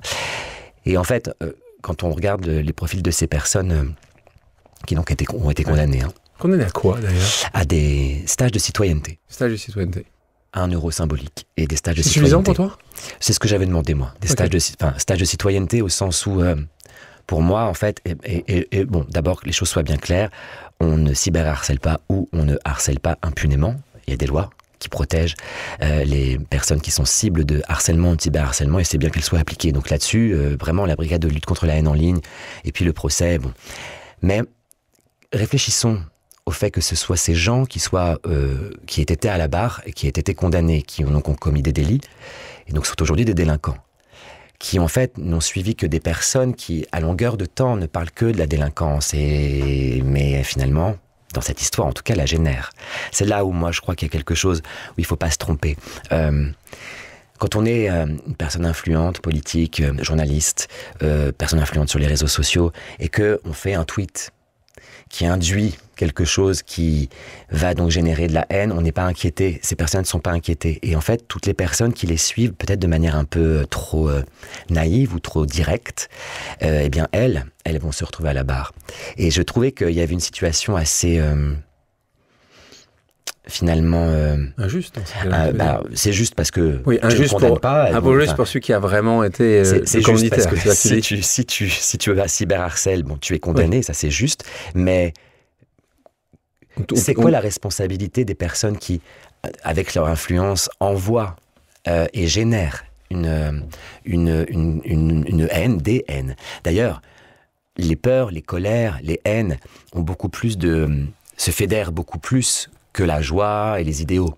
Donc ça me semblait être une question qu'on n'a pas beaucoup évoquée autour de cette histoire. Et donc c'est important, merci de l'évoquer maintenant. Merci aussi d'avoir pas accepté que ça se passe sans qu'il y ait des conséquences, même si c'est peut-être pas assez, évidemment, par rapport à ceux qui ont fait. C'est vrai que cette capacité de raconter ce qu'on veut sur les réseaux sociaux sans être inquiété est plus qu'une limite dans le monde d'aujourd'hui.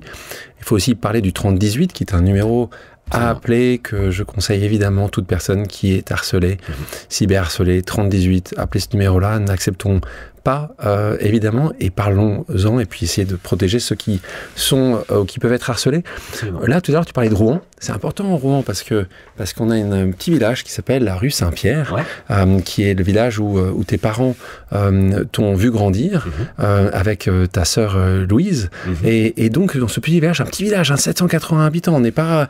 ça a augmenté. À l'époque, quand t'étais encore moins que ça, il faut bien comprendre, là, tes parents, on a papa imprimeur, escrimeur, une maman qui est infirmière, et très ouvert d'esprit, mais très peu d'accès à la culture, puisqu'il n'y a pas de théâtre, comme on peut imaginer, il n'y a pas d'opéra, Garnier. Il n'y a pas de boulangerie. Il n'y a pas de boulangerie. Et je crois qu'il y a une fois, peut-être par an, ou 2 fois par an, le cinéma. Comment je retrouve le petit Thomas, à 5 ans, qui, tout d'un coup, va chorégraphier, à 6 ans, va tomber amoureux de l'opéra Garnier dans un documentaire. Comment... Il y a quelque chose, il y a quelqu'un. Je sais qu'il y a quelqu'un de très important dans ta vie, parce que la première vraie connexion avec le théâtre, c'est un bouquin qui t'a été offert par ta grand-mère, qui s'appelait Les 7 farces, c'est ça? Ouais. Donc, Pierre Desparie. Et comment, et c'est important pour tous ces jeunes qui grandissent pas dans le 7e arrondissement de Paris, qui pensent ou personne. T'es une preuve qu'on peut y arriver. Alors, en tout cas, que ça peut nous arriver, que l'art, le théâtre ou n'importe quel autre moyen d'expression peut nous arriver. Il nous arrive par, effectivement, des parents qui ne posent pas de bornes à des envies pour leur enfant, enfin à l'envie de leur enfant, et puis aussi à l'école. Et moi, je redis à quel point l'éducation nationale, les professeurs, notamment pour moi, mon cas, un prof de français, qui nous fait lire Molière aussi dans un cours de 6e, et que d'un coup je me dis, tiens, je fais rire mes camarades, mais c'est pas le même rire. On parlait du harcèlement dans la cour de récré. C'est pas le même rire dans la cour de récré sur moi que le rire qu'il y a là dans la salle de classe en donnant la réplique à ma camarade, en jouant le personnage, je crois que c'était Sganarelle, dans Le médecin malgré lui, me semble-t-il, si mes souvenirs sont bons. Donc voilà, c'est pas le même rire. Qu'est-ce qui se passe? Le théâtre, en tout cas, moi ça a été mon histoire, le théâtre me donnait un endroit, me disait, hey, ici, dans mon endroit, là c'est le théâtre qui parle, dans mon endroit, ce que tu es tout ce que j'attends. Ce n'est absolument pas une problématique, ce n'est pas, comment dire, anormal, tu es justement, dans ta singularité, le bienvenu chez moi, et c'est avec cette singularité qu'on va travailler, et que tu vas travailler, être acteur, etc.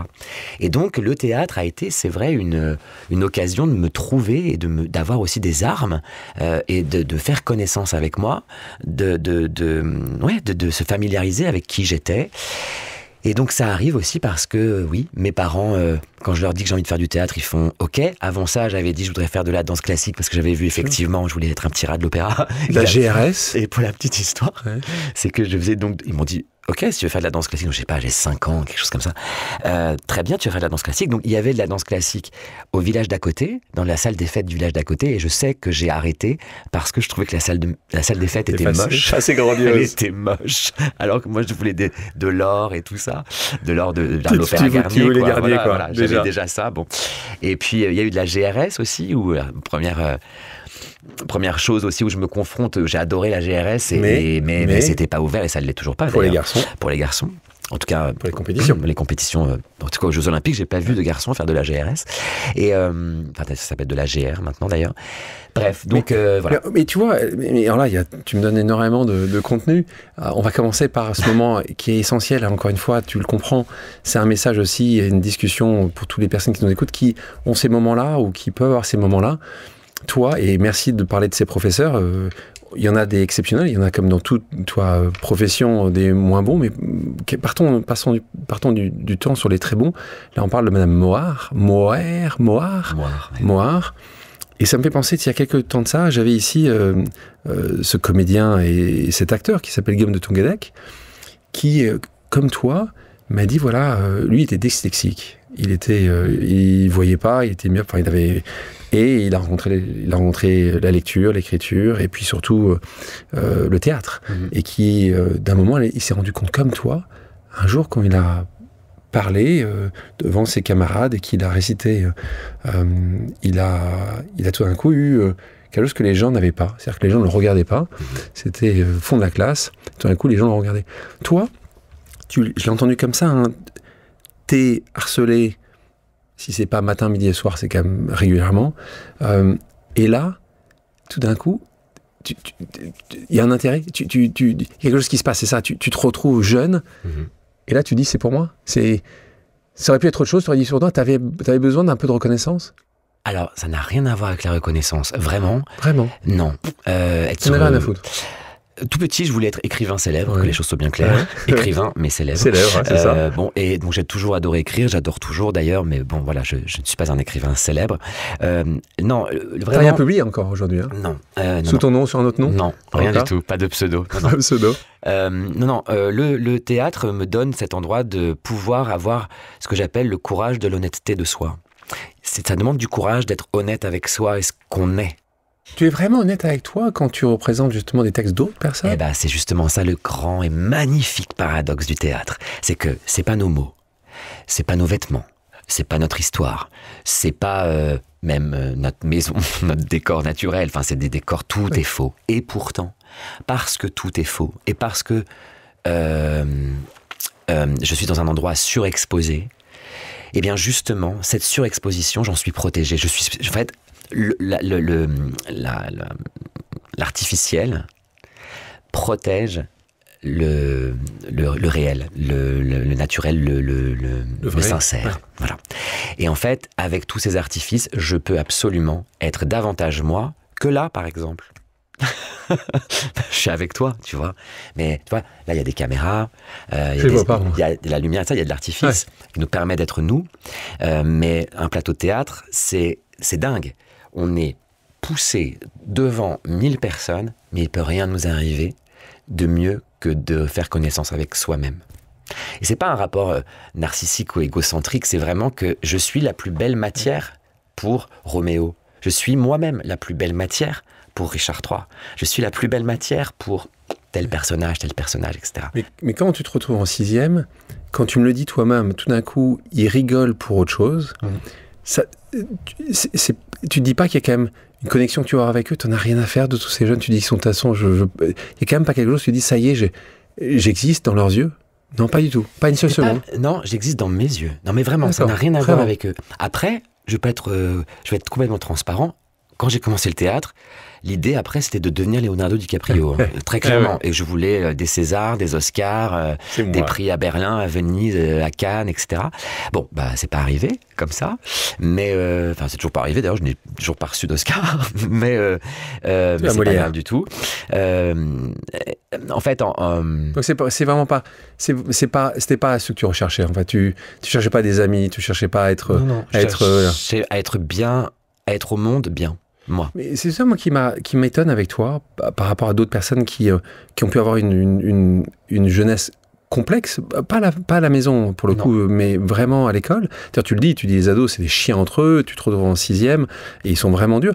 Et moi, il y a des choses que tu indiques souvent, toi, ton totem de résistance, qui sont quoi, ton totem de résistance? T'en souviens ce qu'est ton totem de résistance? Attends, mon totem de résistance, de quoi tu parles? T'es Doc Martens. Ah, mon totem de résistance. Oui, mes docs jaunes. Oh là là.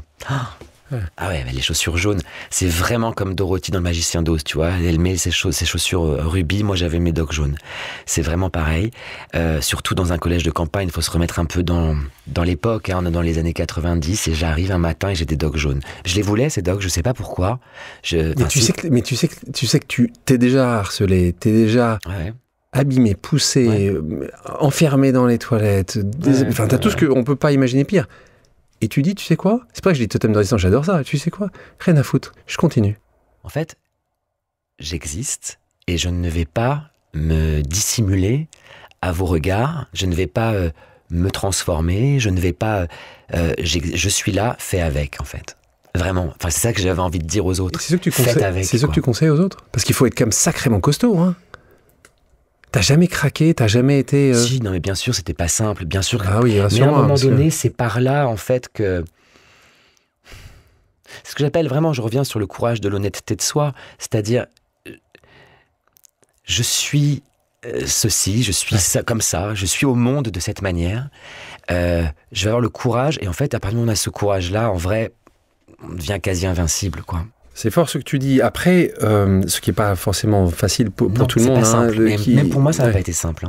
Ce qui est important de le préciser. Après, tu vois, sur cette partie de dure dans ces moments-là, il y a aussi des choses qui arrivent entre la personnalité et la sexualité. Et j'aime bien quand tu le dis parce qu'en fait, comme tu dis, t'es comme ça. Et on parle en sixième, on parle pas de sexualité. Je crois que cette sexualité, toi-même, je crois que c'est cette phrase, je crois que c'est cette phrase ou ce mot qu'on te donne en sixième, c'est ça? J'ai parlé de la pédale. Je comprenais pas ce que ça voulait dire. J'ai vraiment demandé à ma mère quel rapport j'avais avec un vélo. Vraiment. Parce que je comprenais pas le sens du mot pédale. Donc, je ne le connaissais pas. En fait, c'est un peu, vous me voyiez, eh bien regardez-moi maintenant. Il y a un peu quelque chose comme ça. On dirait une fin de Fable de La Fontaine. Vous chantiez, et bien dansiez. Non, vous dansiez, et bien... Non, je sais plus. Bon. Mais il y avait ça. Vous me voyiez, vous me montriez du doigt. Bah voilà, je vous donne une bonne raison. J'ai des docks jaunes. Donc maintenant, puisque je suis le seul du collège, parce que ça a l'air un peu idiot, le dit comme ça, mais dans ce collège de campagne, dans les années 90, ça arrivait avec des chaussures jaunes, des docks jaunes. En plus, c'était des chaussures chères hein, à l'époque. Enfin, en tout cas, dans ma famille, c'était genre... C'est cher. C'était cher, quoi. Et donc, c'était... bah voilà, vous me montriez du doigt, donc ça change rien. Continuez à me montrer du doigt, sauf que maintenant j'ai des super chaussures. Et vont m'emmener, j'en ai mis partout des docks. J'en ai mis partout. Dis-moi, par rapport à ce moment-là aussi, dans l'évolution, est-ce qu'il y a... Tu parlais de cette prof exceptionnelle qui t'a fait toucher le théâtre et qui a amené là où tu es aujourd'hui également, c'est une rencontre. Est-ce qu'il y a certaines de ces personnes qui ont été dures ou moins dures que tu as revues après, qui sont venues te voir, qui t'ont dit... je m'excuse, même un peu plus tard, quelques années après, où j'étais, ou personne, je pense que, où tu sais même pas écouter. Tu pardonnes, toi? Le pire con de cette période-là, s'il venait te voir demain, en disant j'ai tellement été con, Thomas? Oui, ouais. oui. J'ai pas de souvenir, je réfléchis à ta question, hein. Je n'ai pas de souvenir de personnes revues que j'avais pas envie de revoir et que... J'ai tout fait aussi, Alexandre, pour partir. Hein. Ouais. D'ailleurs, si tu veux qu'on parle un peu des hasards, pour pouvoir ne pas être rattaché au lycée équivalent à mon, rattaché à mon collège, suite du collège, il fallait que j'aille dans un autre lycée. Et il se trouve que je faisais déjà du théâtre et que, encore une fois, il allait être mon sauveur puisqu'il y avait une option théâtre dans un lycée en ville. Quand je dis en ville, c'est que donc, tu vois, j'arrive quand même de la ruralité. Hein. Et donc, il fallait passer une audition. Pour rentrer dans cette option théâtre. Je passe l'audition. Comme c'était l'époque, je pense, où je voulais devenir Leonardo DiCaprio, je pense que c'est évident qu'on me le donne, qu'on me fera rentrer. Donc je pense que je fais cette audition avec un aplomb et une sorte de prétention, voilà. Et je ne l'ai pas. Tu l'as pas. Mais c'est bien plus grave que de ne pas rentrer en classe théâtre. C'est que du coup, il va falloir que j'aille dans mon lycée où il y a tous les gens du collège que je vais retrouver. Le monde s'effondre là pour toi. Le monde s'effondre. Mais là, hasard, l'écriture d'une vie, tu vois. Mes parents divorcent. Et mon père déménage dans le même village. On déménage dans le même village. On bouge de maison, mais dans le même village. Et il se trouve que je suis dans cette nouvelle maison 50 mètres. Zoné. Trop loin de l'arrêt de bus qui emmène les enfants dans le lycée de machin. Donc je peux faire une dérogation pour aller dans un autre lycée, et voilà. Sans option théâtre, il faut quand même dire que tu as retenté cette option théâtre l'année d'après, et que là c'était bon. C'était bon. Ouf. Parce que je pense que ça m'avait aussi servi un peu de leçon, et que je l'ai pris avec beaucoup plus d'humilité, et que peut-être aussi, que les choses soient très claires, que cette fessée, je l'ai pris comme une fessée, vraiment comme une raclée, quoi, m'a remis dans le chemin du travail. Et donc pas seulement de l'acquis. Ouais. Parce que je pense que j'avais des acquis, pour le coup, vraiment. Tu avais un talent, et donc tu t'es dit, son travail, on y arrivera. Ouais. Et ça, je marchais dessus, je roulais avec ça, quoi. Et tu considères aujourd'hui, si tu regardes les dernières années, que tu as travaillé plus que les autres? Tu trouves que tu es un vrai gros bosseur? Moi, je ne vais pas dire que je travaille plus que les autres, parce que je pense que chacun dans sa réalité peut le jauger à l'aune de son propre travail, mais je travaille beaucoup, trop. C'est quoi trop? C'est parce que en faisant ça, tu as moins de temps pour d'autres choses? C'est parce que ça t'abîme ta santé? C'est quoi trop? Trop, c'est qu'à un moment donné, faut savoir pourquoi je travaille. Et j'ai dû apprendre, tu vois, le doute, on en parlait, j'ai dû apprendre à être, rassuré, à arrêter de travailler juste pour me rassurer. Il y a ça, dans l'art, c'est-à-dire que, tu sais, en plus, quand on fait du théâtre, on fait une représentation exceptionnelle, mais c'est fini. Et le lendemain, faut tout rebâtir, parce que ce sont des nouvelles personnes devant toi qui ont payé leur place, tout comme ceux d'hier, et il n'y a pas de raison qu'ils aient une représentation moins bonne que... Bon. Donc, cette espèce de Sisyphe en permanence du théâtre, où chaque jour tu remets ton ouvrage sur le métier, tu mets à zéro et tout ça, ça m'a créé une sorte de frénésie d'être toujours dans l'exigence, dans le travail. Et puis quand je dis pour me rassurer, c'est-à-dire que pour moi, la technique, l'exigence de peaufiner chaque mot, chaque virgule, chaque élément de mise en scène, parce que en fait, je suis je mettais en scène, mais en tant qu'acteur, c'est cet endroit-là de travail effréné qui, moi, me sécurise sur le plateau. Mais c'est bien que tu me parles de cette partie acteur et metteur en scène, parce qu'il se passe quand même quelque chose. Là, on te suit, tu arrives au TNB, donc vous appelez ça le TNB, c'est le Théâtre National de Bretagne, qui est, pour toi, qui dans cette partie de la France, c'est un endroit important. Le Graal. Tu arrives là, tu es acteur. On va avancer à un moment où, et là aussi c'est une autre petite claque, tu termines acteur, enfin t'es acteur, tu termines ça, t'apprends, tu fais des gammes, et ben tu trouves pas de job en fait. Non. T'es pas de job, il y a pas le DiCaprio français ne trouve pas de job. Et là il se passe quelque chose, c'est que tu as plusieurs choix, hein. Soit tu continues à espérer un job, soit tu te réinventes. Et là je te retrouve en 2006 et tu te réinventes en créant ta propre troupe, qui va en fait te permettre de créer toi-même ton job. Mais cette fois-ci, pas forcément en tant qu'acteur, mais en tant que metteur en scène. Et acteur, les deux. Les deux. Ouais. En fait, c'est pas mal ça, en fait, de définir. En fait, tu crées ton propre job, en fait. En fait, je sors de l'école du TNB, effectivement, en 2006, et je suis confronté à deux collaborateurs que j'ai pas vu venir, parce que à la sortie de cette école-là, ça fait donc depuis le lycée, hein, donc après en passant par la fac, etc. C'était tous les jours, je pratiquais, je faisais du théâtre, je jouais, etc. Et là, mes deux nouveaux amis sont la solitude et l'inactivité. La solitude, c'est que d'un coup, voilà, l'école c'est fini, donc tu te retrouves chez toi. Et l'inactivité, on l'entend, hein, avec le métier d'acteur, ça marche pas. Inactif, acteur, ça fonctionne pas. Donc là, ça me crée une sorte de vertige et surtout, tous mes potes de promo, eux, ils vont jouer dans des grands théâtres, à l'Odéon et tout ça, et moi pas. Et là, effectivement, t'habites où à ce moment-là ? J'habite à Rennes, toujours. Je sors de l'école de Rennes. Okay. Et je décide avec quelques camarades de ma promotion ou des promotions de mes écoles d'avant de faire un groupe de travail. C'était pas... tout part au départ d'être ensemble, donc de plus être seul et de plus être inactif. Donc de se rassembler et de faire des exercices de théâtre, de rester chaud. Et je propose, on a l'occasion de travailler dans une école de musique à Gaillon dans l'Eure, et je propose que pendant ces 3 semaines, on me donne les clés de cette salle, on travaille avec une matière qui est une petite pièce de Marivaux, qui s'appelle Harlequin poli par l'amour, et je leur dis, chiche, en 3 semaines, le matin, on fait nos exos de corps, de respiration, d'articulation, de mémoire, etc. Et puis, l'après-midi, on essaye de mettre en scène cette petite pièce. On le fait. Et cette pièce, ça fait 19 ans qu'elle est sur les routes. Voilà. Je la monte parce que j'ai envie de faire de la mise en scène, c'est vrai. T'as envie, ça ? Ouais, parce que je suis pas heureux en tant qu'acteur. Mais, et c'est là où c'est comme une sorte de double parcours, la mise en scène, du coup, je crois que j'avais envie de créer mes mondes. Mais je ne voulais jamais quitter le plateau, donc j'ai toujours joué dans mes mises en scène pour pouvoir, même dans la cérémonie, hein, on me voit à un moment donné, c'est moi, tout en haut de Notre-Dame, qui joue Quasimodo. Ça va très vite. C'est le petit caméo, mais voilà. C'est toi. Mais c'est quand même moi. Et donc, bref, c'est juste pour dire que du fait de la mise en scène, ça me permet de créer ces mondes et en fait, en tant qu'acteur, de retrouver du plaisir à l'intérieur. C'est rare d'avoir la capacité de faire les deux choses, la mise en scène et être acteur. Il y en a un qui te remplisse plus que l'autre. Il y en a un où tu penses que c'est une question d'âge aussi, tu penses que c'est une question de talent. Est-ce que tu penses que il y a moins, c'est plus compliqué la mise en scène qu'être acteur, ou pas forcément ?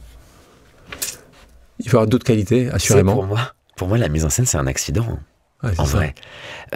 Si tu avais trouvé un job juste après le TNB, ouais, j'aurais été. Ouais. Enfin, moi, mon idée, c'était d'être acteur, mais je crois, je vais te dire, je suis un peu pas victime de moi-même, mais je c'est que j'étais un acteur chiant, je pense, pour les metteurs en scène avec qui je travaillais dans l'école, parce que en fait, je crois que je développais trop, encore une fois, d'ambition. Je trouvais que c'était pas bien ce qu'on faisait, que c'était pas suffisant ce qu'on faisait, qu'on pourrait faire ci, mettre cette lumière, mettre cette musique. Et en fait... Ils punissent un peu d'ailleurs, parce que la fin de TNB, donc dernière représentation, ils te font jouer le rôle qui s'appelle Minus. Donc je pense tu sais tout, Alexandre, mais tu sais tout. Et donc il y a quand même un moment ou un autre où je pense que... Et c'est peut-être, n'oublie pas, hein, t'as aussi à ce moment-là 23-24 ans, il y a une certaine... peut-être arrogance qui peut exister en espérant que toi, et qui parfois il y a un manque de maturité qui après des années vient, et je pense que comme tu le dis, et c'est ce que moi je vois aussi, c'est quand même, il nous faut parfois avoir quelques bonnes claques pour nous remettre en fait ce que tu as vécu quand tu n'as pas été dans le premier lycée. Et une deuxième claque. Ouais, deuxième claque. Si on avance dans la carrière, là je suis obligé de lire un peu mes notes, parce que là, je peux pas y citer tous les projets, mais... on va parler de Shakespeare évidemment, donc tu en as parlé de Marivaux, tu as du Musset, tu as du Offenbach, tu as Roméo et Juliette à l'Opéra Bastille, tu as du T.S. de Sénèque, tu fais évidemment Festival d'Avignon, et là je te retrouve, en fait, tu vois, toutes ces années-là, réussissant exceptionnellement, embrassant cette carrière de metteur en scène. Mais je vais m'arrêter sur... alors évidemment, s'il y a des trucs que tu as envie de préciser, mais il y a cette folie. Et alors là, moi, j'ai envie de même chose. J'ai envie de comprendre comment t'arrives à avoir cette folie de cette pièce de 24 heures. Donc là, on est à Angers. Non, on est au départ à Rouen. C'est à Rouen, parce que je démarre cette incroyable épopée en 2009 à Rouen. C'est ça. Et là, tu dis d'où ça vient. Qu'est-ce qu'il faut que tu aies bu la veille pour arriver à avoir une idée comme ça? Parce qu'il n'y en a pas beaucoup. Moi, je veux bien que tu même pas copié, ça n'existe pas. Qu'est-ce qui t'arrive? Le désir, Alexandre. Mais désir 24 heures, il n'y a pas de désir, ça. Si. Ah bah si, parce que moi je lis ces 4 pièces de Shakespeare. Donc les titres, c'est Henri VI première partie, Henri VI deuxième partie, Henri VI troisième partie et Richard III. Et même, là c'est que 4 pièces, mais on pourrait rajouter le préquel, Richard II, les 2 pièces Henri IV et Henri V. 2 semaines après, on y arrive. On peut faire 8 une double tétralogie, on peut faire 8 pièces d'affilée qui se suivent comme une longue saga. À l'époque, milieu des années 2000, les séries à la télévision sont complètement renouvelées. Il y a 24 heures chrono qui débarquent. C'est le début. On est là avant Netflix. Bien sûr. Et là, on fait on peut binge-watcher. On ne sait même pas que ça s'appelle binge-watcher. Des séries, les récits sont longs, les personnages sont étendus, etc. Bon, donc déjà, c'est des nouveaux formats. Et je lis Henri VI de Shakespeare. Je suis d'ailleurs dans un chagrin d'amour, si tu veux tout savoir. Je veux tout savoir. Voilà. Donc en été 2009, chagrin d'amour, rupture. Les vacances annulées, évidemment, voilà, puisque c'était l'été. Je me retrouve donc tout seul à Rouen, assez désœuvré, désargenté, mais célibataire surtout. et donc je vois que sort dans la Pléiade, cet été-là, les nouvelles traductions des pièces historiques de Shakespeare que nous avions travaillées à l'école UTNB pendant quelques semaines, et j'avais trouvé ça vachement intéressant justement par rapport à ça. Putain, une série un peu. Voilà. Donc j'achète cet album, enfin ces deux livres de la Pléiade des pièces historiques de Shakespeare, et je lis. Sinon, j'ai que ça à faire, je suis célibataire, je pars pas en vacances, enfin bon, bref. Et je suis à Rouen, tu vois, pas très... sympa la ville de Rouen. Sympa, mais pas très exotique. Pas très, on peut trouver, d'accord. Voilà. Et donc, et le désir, quand je parle de désir, c'est que je lis Henri VI, et c'est comme si, en fait, comme quand on tombe amoureux, c'est pas le plus pratique de faire Henri VI, parce que ça va durer très longtemps. Je suis pas encore, j'ai monté 3 spectacles à ce moment-là. Ça va être long, il y a beaucoup trop de personnages, c'est beaucoup trop compliqué, mais je veux le faire. Ouais. C'est comme tu tombes amoureux de quelqu'un, peut-être c'est pas la bonne personne, c'est peut-être pas le bon moment, mais tu tombes amoureux. Enfin, voilà. Ouais. Et en fait, à partir de là, je me suis dit, mais je veux monter cette pièce pour plusieurs raisons. D'abord parce que j'en ai le désir, mais d'où il vient ce désir? Il vient d'abord que c'est une exploration de tous les registres. Comédie, tragédie, fantastique, politique, mélodramatique, romance, il y a tout dans Shakespeare. Et puis, c'est une œuvre qui parle d'un monde qui s'écroule. Mais j'entends, mais au début, c'est pas 24 heures. Tu te dis que tu vas faire... Quand tu vois ça cet été-là, tu dis juste, on va faire une pièce classique d'une heure, 1h30. T'es jamais sur les 24 heures. 24 heures, on arrive des années après. Non. En fait, je suis sur 24 heures. T'es là, à ce moment-là. Mais je rencontre beaucoup de scepticisme, forcément. Oui. Et donc, qu'à cela ne tienne, je vais trouver les moyens de monter heure après heure les œuvres. Donc, je réussis à monter. Donc, Henri VI, il faut bien comprendre, il y a 3 pièces et puis il y a Richard III à côté. Tout ça, ça fait 24 heures. Et je monte 1 pièce et demie.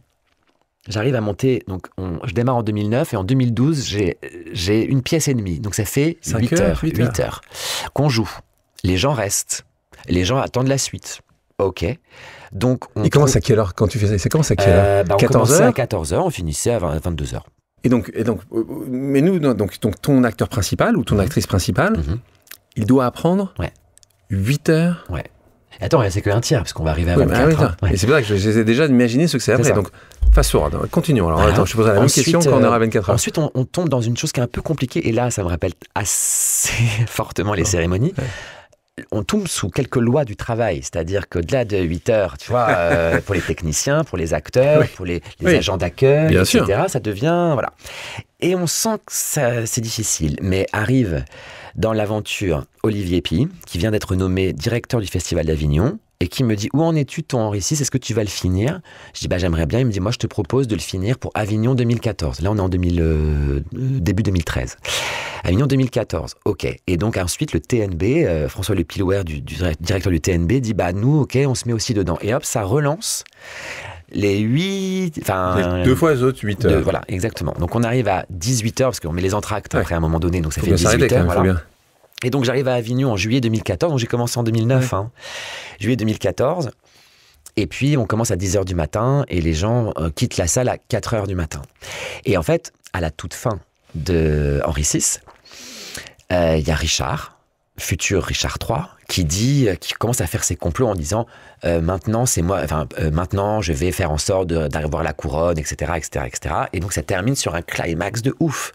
Et donc les gens non seulement sont encore présents au bout de 18 heures, ils sont debout, ils applaudissent à tout rompre et ils scandent Richard III, Richard III. Et là je me dis, ils sont fous ces gens.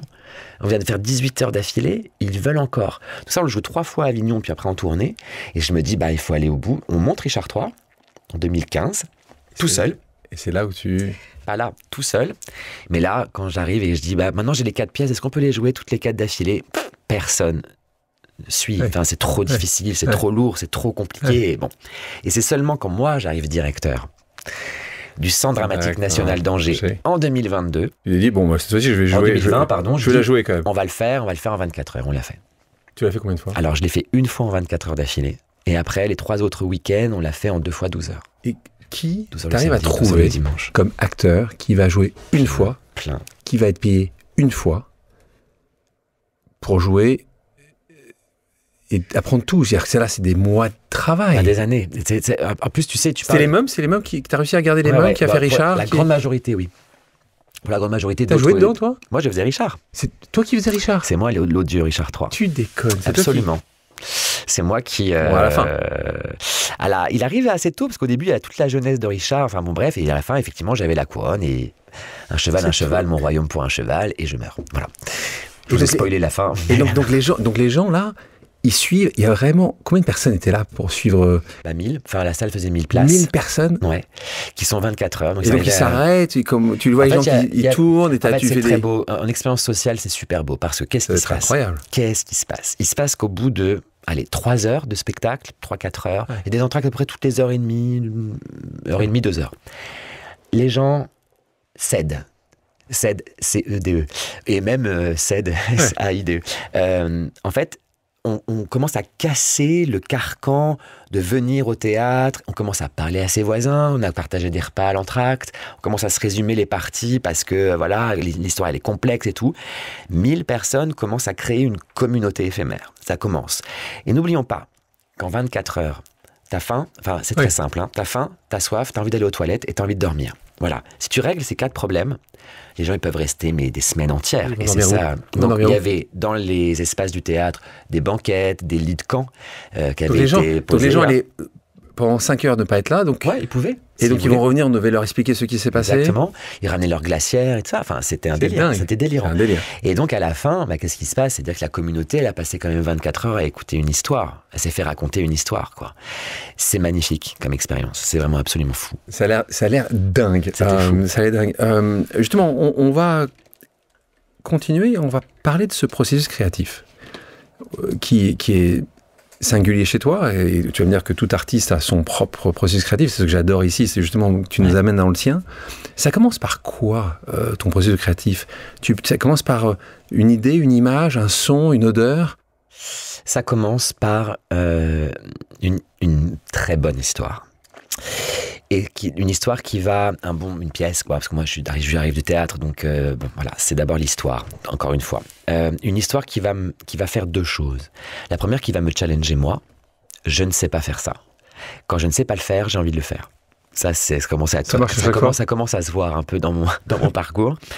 D'abord, ça va me challenger moi en tant qu'artiste, et à quoi cette histoire va servir pour le plus grand nombre. Moi j'arrive, que les choses soient bien claires, du théâtre public, avec une mission de service public qui est celle inventée par Jeanne Laurent, puis les grands pionniers du théâtre en France, Jean Vilar, Roger Planchon et d'autres évidemment, de s'adresser, de donner accès à la culture et notamment au théâtre au plus large du public possible. Donc je me dis, cette œuvre, c'est important qu'on l'entende.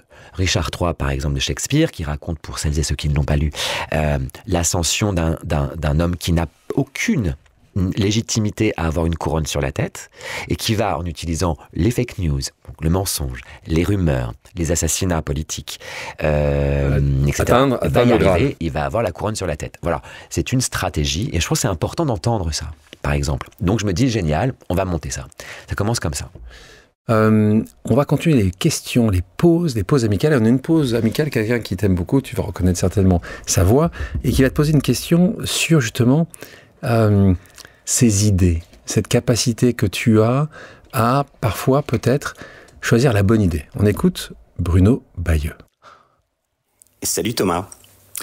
J'ai beaucoup travaillé avec toi et je sais que tu es une source intarissable d'idées. Tu as 10 000 idées à la minute. Mais parfois tu nous sors un truc qu'on essaye au plateau et après tu dis FBI, fausse bonne idée. Dis-moi, comment tu fais pour différencier une bonne idée d'une mauvaise idée, une FBI? Est-ce que c'est par rapport à toi, ton ressenti, ça te fait pas rire, ou est-ce que tu devines à l'avance que ça va pas faire le public? Dis-moi un peu le secret, comment on fait pour avoir une bonne idée. Je pense que ça va intéresser beaucoup de gens. Merci Bruno pour ta question. FBI, donc là on a envie de savoir. Les fausses bonnes idées, elles sont piégeuses. Une fausse bonne idée, c'est souvent une idée de façade. On a l'impression que c'est ça qu'il faut faire. En fait, c'est parce qu'on n'est pas vraiment arrivé au cœur de ce qu'il faut faire. Alors, quand je dis ça, moi, c'est simple. Mon métier, c'est simple. J'adore mon métier. J'ai un texte. Il faut que je le traduise. Okay, il faut que je traduise en décor, en lumière, avec des acteurs, des actrices, des costumes, des accessoires, des coiffures, des maquillages, des chapeaux, etc. Tout ce qui est écrit dans le texte. Donc, par exemple, je donne la première didascalie de Shakespeare, Henri VI. Il dit « Enterrement d'Henri V », Henri V donc est mort, « Enterrement d'Henri V, entre le duc I, le duc II, le duc III, le duc IV et tout le peuple de Londres. » Qu'est-ce qu'on fait? Bon, on met un cercueil, et puis on met les 4 ducs, et puis après on met des figurants pour faire le peuple de Londres. C'est con parce qu'on va avoir 12 figurants, ça c'est la fausse bonne idée. On va avoir 14 figurants, mais si on a d'ailleurs l'argent pour payer 14 figurants aussi, donc on va avoir 3 pauvres personnes qui vont créer 3 pauvres habitants de Londres, ça va pas le faire. Mais on a en fait en face de nous 1000 personnes qui regardent la pièce. Et en fait, ces 1000 personnes, on ouvre le rideau, eux, ils sont le peuple de Londres qui est venu à l'enterrement. Et en fait, en tant que spectateur, déjà t'es acteur. Shakespeare, c'est quand même trop beau, mais le spectateur en personnage. Dès la première didascalie d'Henri VI, il crée une communauté directement. Donc ça, c'est la bonne idée, de dire, en fait, la bonne idée, c'est de rien faire. C'est juste d'utiliser ce que nous sommes. La fausse bonne idée, c'est de vouloir absolument représenter une église avec des ducs et des spectateurs, des londoniens, machin. Voilà. Et en fait, c'est arrivé en fait à ce que moi j'aime, ce que je crois être une bonne idée, c'est celle qui est la plus économe, même si elle coûte cher.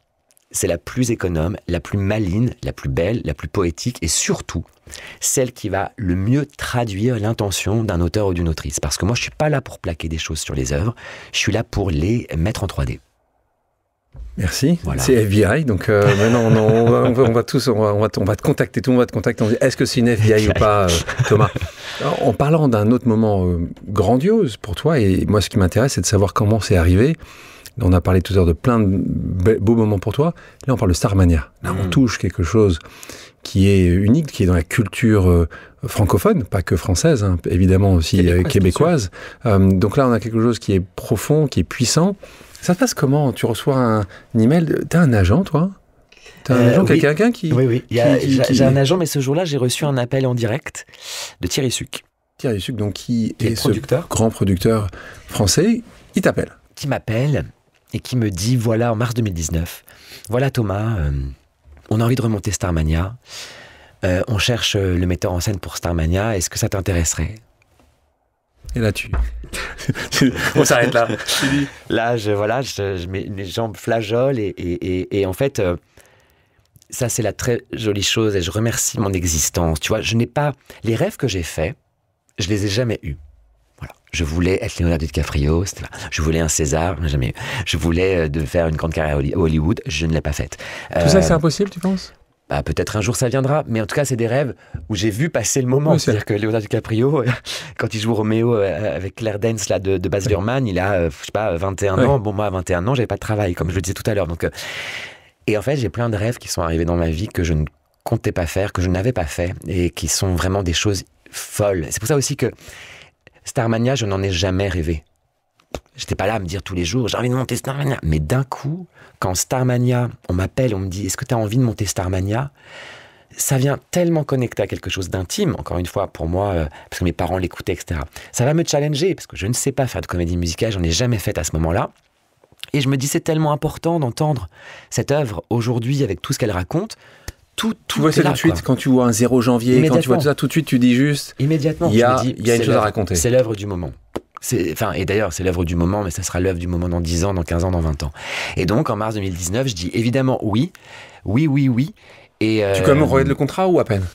Il arrive après, parce que ça se passe pas si facilement. J'ai quand même dû faire un projet factice, comment on dit, un projet fantôme, non, un projet, un projet test, quoi, où j'ai donné des grandes intentions, et à partir de là, ils m'ont dit, ok, c'est toi.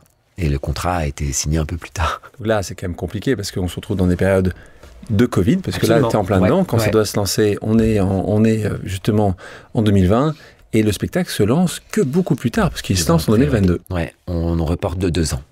Est-ce que tout a été... Toi qui... là, pour le coup, je t'ai pas vu sur scène, tu me rassures. Non, mais par contre, je faisais la voix de Roger. Mesdames, messieurs, bonsoir. Ça, c'est moi. Ouais. D'accord, il y avait quand même... on arrive à te voir. Absolument. Est-ce que projet immense, compliqué, est-ce que travailler avec justement les ayants droit, avec l'auteur, est-ce que ça a été un sujet d'une complexité absolue? Ça a été... C'est compliqué parce que c'est un projet... déjà, c'est seulement la 4e version de l'œuvre depuis sa création en 79. Donc voilà, c'est une œuvre qui est empreinte de légende. Évidemment, en premier lieu, Michel Berger et Luc Plamondon, dont un n'est plus là.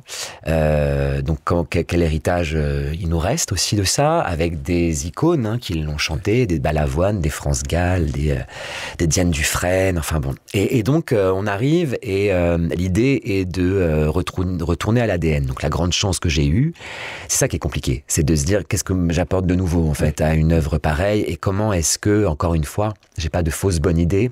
La fausse bonne idée à mon avis pour Starmania, c'est d'aller faire une mise en scène qui va l'inscrire dans une sorte de futur. D'abord parce que la question du temps dans Starmania est assez floue.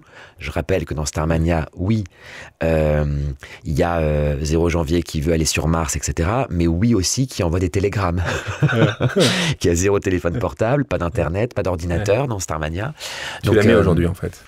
En fait, je me suis dit, en fait, on va ni le mettre aujourd'hui, ni demain, ni hier, on va le mettre nulle part, dans aucun temps. Donc ça, c'est par exemple pour moi la bonne idée d'inscrire... Moi, je le sentais plutôt aujourd'hui. Mais parce que ça parle d'aujourd'hui. Okay. Mais quand tu fais ça, est-ce que il n'y a pas une bonne chose ici, c'est que ça n'a pas été fait depuis longtemps. Donc tu n'avais pas besoin de retoucher quelque chose qui a été fait il y a 2 ans. Tu avais quand même une opportunité de... Tu avais une liberté. Est-ce que tu avais une liberté de déploiement, mais est-ce que tu avais vraiment une liberté par rapport au créateur? Absolument. Pareil, je vas voir, je suis assez... je suis un peu toujours dans les mêmes poncifs, mais... La première chose que j'ai dite au producteur, j'ai dit, Écoutez, j'ai fait un petit sondage, je sais pas trop ce qu'il vaut, autour de moi. Personne ne comprend rien à l'histoire. Personne n'est capable de me raconter l'histoire de Starmania. On me dit, ah oui, c'est un gars qui est un peu étoile noire, il est terroriste, puis il part avec une fille, puis il y a un mec qui fait de la politique. En gros, c'est ça. Ce personnage, j'ai vraiment écouté tout l'album aussi. Et en fait, on connaît quelques chansons, et là, je commence à me rendre compte, de me dire, ok, donc les chansons, elles sont au niveau de la légende, des légendes. Par contre, le récit, personne vraiment n'est capable de me le donner. Donc, cher Luc Plamondon, acceptez-vous de m'ouvrir vos archives, vos tiroirs, de me ressortir tous les livrets des différentes versions à la fois au Québec et en France, et qu'on puisse rebâtir ensemble une clarté, une lisibilité de votre écrin narratif, quoi. Oui. Donc là, c'est merveilleux parce que je suis au contact de Luc Plamondon et d'objets, d'archives qui sont des légendes, qui sont pour moi du patrimoine de la musique française que j'ai dans les mains, quoi. Quel est le souvenir, un des souvenirs qui va te rester le plus de ces représentations? Ce petit monsieur là, qui était par là, à ma gauche, le jour de la première avant-première. Moi, je suis depuis déjà 3-4 mois, c'est long, ça a été long de monter Starmania, le nez dans mon travail. On bosse, etc. On est à Nice, et pour la première fois, on ouvre le spectacle à un public. Et moi, je suis avec mes copains assistants, assistantes, les équipes, on a nos carnets, là, on va prendre des notes, les trucs et ça, on est prêt, ça va commencer, on est un peu stressé, mais bon, c'est une avant-première, c'est pas encore vraiment la première, donc bon.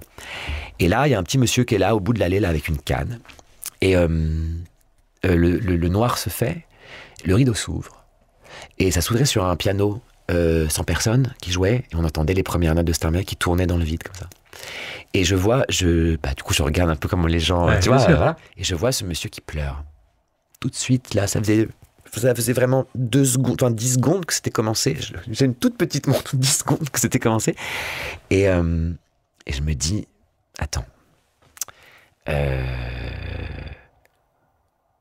ça appartient tellement au patrimoine émotionnel des gens. Et je pense que j'en avais pas pris la mesure. Je dis, j'ai un petit côté inconscient, naïf, quand je mange dans les choses, je vois le côté artistique, le défi, mais d'un coup, je me rends compte que ce monsieur, et je me suis raconté une histoire qui certainement n'est pas vraie, mais peut-être qu'il l'avait vu avec sa femme, qu'aujourd'hui sa femme n'était plus là, ou je ne sais qui, que donc il venait revoir et ça lui rappelait, rappelait quelque chose. Tu peux aller le voir à la fin du spectacle? Non, j'ai pas allé le voir. Il y a un autre moment aussi qui a été pour toi un moment magique, c'est quand Mylène... C'est marrant parce que maintenant tout le monde sait que j'aime beaucoup Mylène Farmer, et c'est vrai. Qui aime pas Mylène Farmer? Et qu'elle est venue voir Starmania. Elle a vu mon travail en vrai. Exactement. Vrai. Ouais. Et donc vous avez partagé quelque chose? On a partagé un verre, absolument, à Cosmo. C'est un moment unique pour toi. Quand ça s'arrête, Starmania, déception que ça s'arrête? D'exception, pourquoi ça s'arrête? Il y a 1 million de personnes qui l'ont vu, c'est à nouveau... 1 300 000. 1 300 000, soyons précis, tu as raison. Qui sont venus, qui ont dépensé des sommes importantes, parce que là, c'est pas public, on est vraiment sur du privé, ça coûte cher d'y aller, donc il y a quand même une passion. Pourquoi? Il y avait de moins en moins de personnes qui voulaient y aller? Vous avez fait le tour de ce qui était le potentiel? Qu'est-ce qui se passe? Ou il y a juste des acteurs et des actrices qui pensaient à autre chose? Non, parce que... Pourquoi alors? Au tout début... Starmania, quand je propose mon premier projet de mise en scène, on me dit qu'il est trop ambitieux. Il n'est pas assez ambitieux. Il était pourtant déjà assez costaud, et donc du coup on me dit rêve plus. Et en fait je pense que nous avons tous, et je jette la pierre à personne, on a tous eu envie de créer vraiment un spectacle monumental, comme il s'en fait peu, donc il coûte très cher. Voilà, et qui coûte non seulement cher à faire, mais surtout à transporter. Et donc, au bout d'un moment, même si le succès était toujours au rendez-vous, il y avait une lourdeur économique qui pesait, je crois, sur le spectacle, et que donc c'est comme un bijou, quoi. Ouais. T'as pas beaucoup d'endroits où tu peux le faire. À Paris, c'était la scène musicale, la taille, la scène. Je crois que c'est... En fait, pour être honnête, je n'ai pas tous les tenants aboutissants, mais je sentais cette lourdeur. Regret, oui, parce que... mais en même temps... C'est éphémère. C'est éphémère. Et c'est comme un diamant. Je ne sais pas comment dire. Moi, si j'avais des diamants, je ne les mettrais pas tous les jours. Tu vois ce que je veux dire? Bon, voilà. Oui, mais je n'ai pas de diamants. Encore une fois, ce qui est important, c'est de pouvoir apporter ça au plus grand nombre. Et je pense qu'il y a certainement plus d'1 300 000 personnes qui auraient aimé avoir accès à ce moment-là. La production a dit que c'était une pause. Ouais. comme le nom de ce podcast. Ah, j'aime bien. Voilà. Et pas filmé, hein. Ça Non, n'a il n'y a été pas de filmé. captation, non. Bah oui. Bah, Tu sais pourquoi ça C'est une raison. D'accord. Garder, c'est un peu à l'ancien monde, garder tout, c'est dommage. On continue avec une pause vérité, Thomas. Ouh là là. Je mentais pas hein, jusqu'à présent. Non, je sais, mais c'est en plus, tu sais que je sais. Donc, tu peux. Tu sais quoi, il y a un chiffre qui est intéressant. Dans une discussion de 10 minutes, ce qui n'est pas le cas ici, les gens en mentent en moyenne 3 fois. Ok. T'imagines, c'est quand même fou. Hein. Mais c'est pas pourtant. Ça va être simple, des clichés peut-être. Tu vas poser une question, tu dois me répondre vrai ou faux. Tu vois ça. Ah bah. Évidemment, si tu as envie de dire pourquoi c'est vrai, pourquoi c'est faux, tu te fais-toi plaisir. On ne peut pas être metteur en scène sans ego.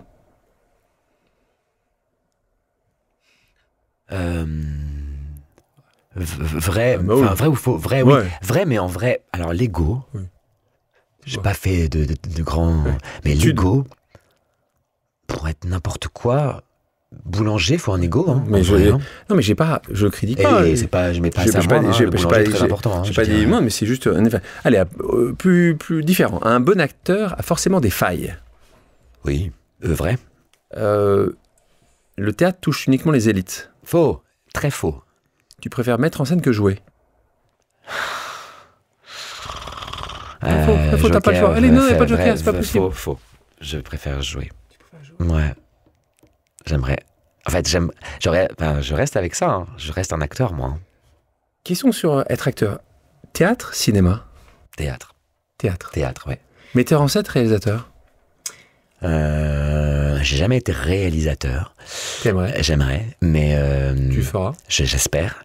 Mais donc je ne sais pas ça. Regarde-moi. Je ne sais pas. Non, mais je ne sais pas sur le metteur en scène réalisateur. Mais ce que je C'est une chose que t'as pas faite. Hein. Réalisateur de cinéma, tu as pas encore fait. En fait, j'ai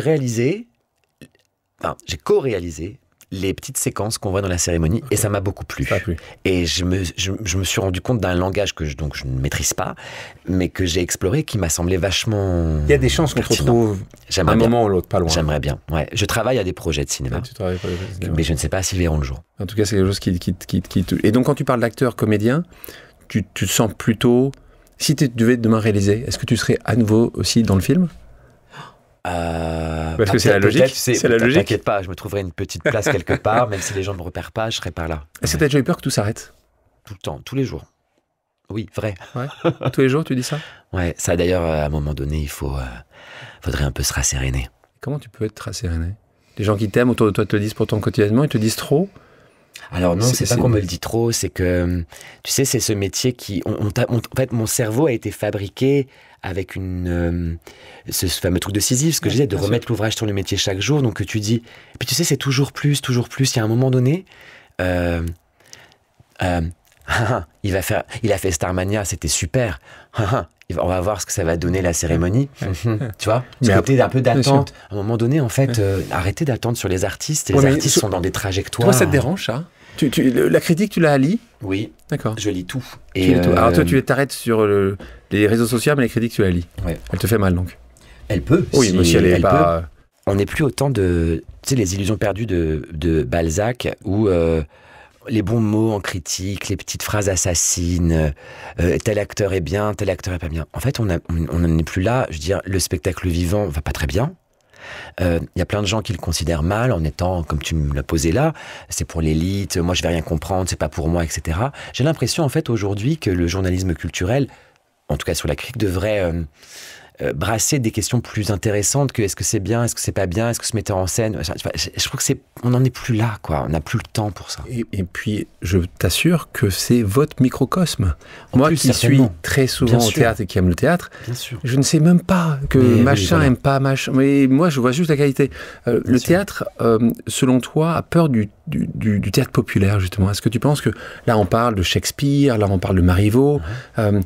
Comment toi, tu le regardes, ce théâtre populaire des grands boulevards? Est-ce que Pour moi, le théâtre est populaire et le populaire n'est surtout pas exemple d'exigence.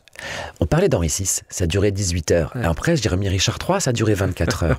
Mais en fait, il y a des gens qui sont venus pour la première fois voir ça. Et c'était très populaire. Ouais. Et C'était chez pas juste Shakespeare. quelques happy few qui aiment l'histoire de l'Angleterre et de la France. Pas du tout. les Molières peuvent changer une carrière? Non. Enfin, en tout cas, non. Tu dors beaucoup. Oui, Tu aimes dormir? vrai. Passionnément. Passion couette.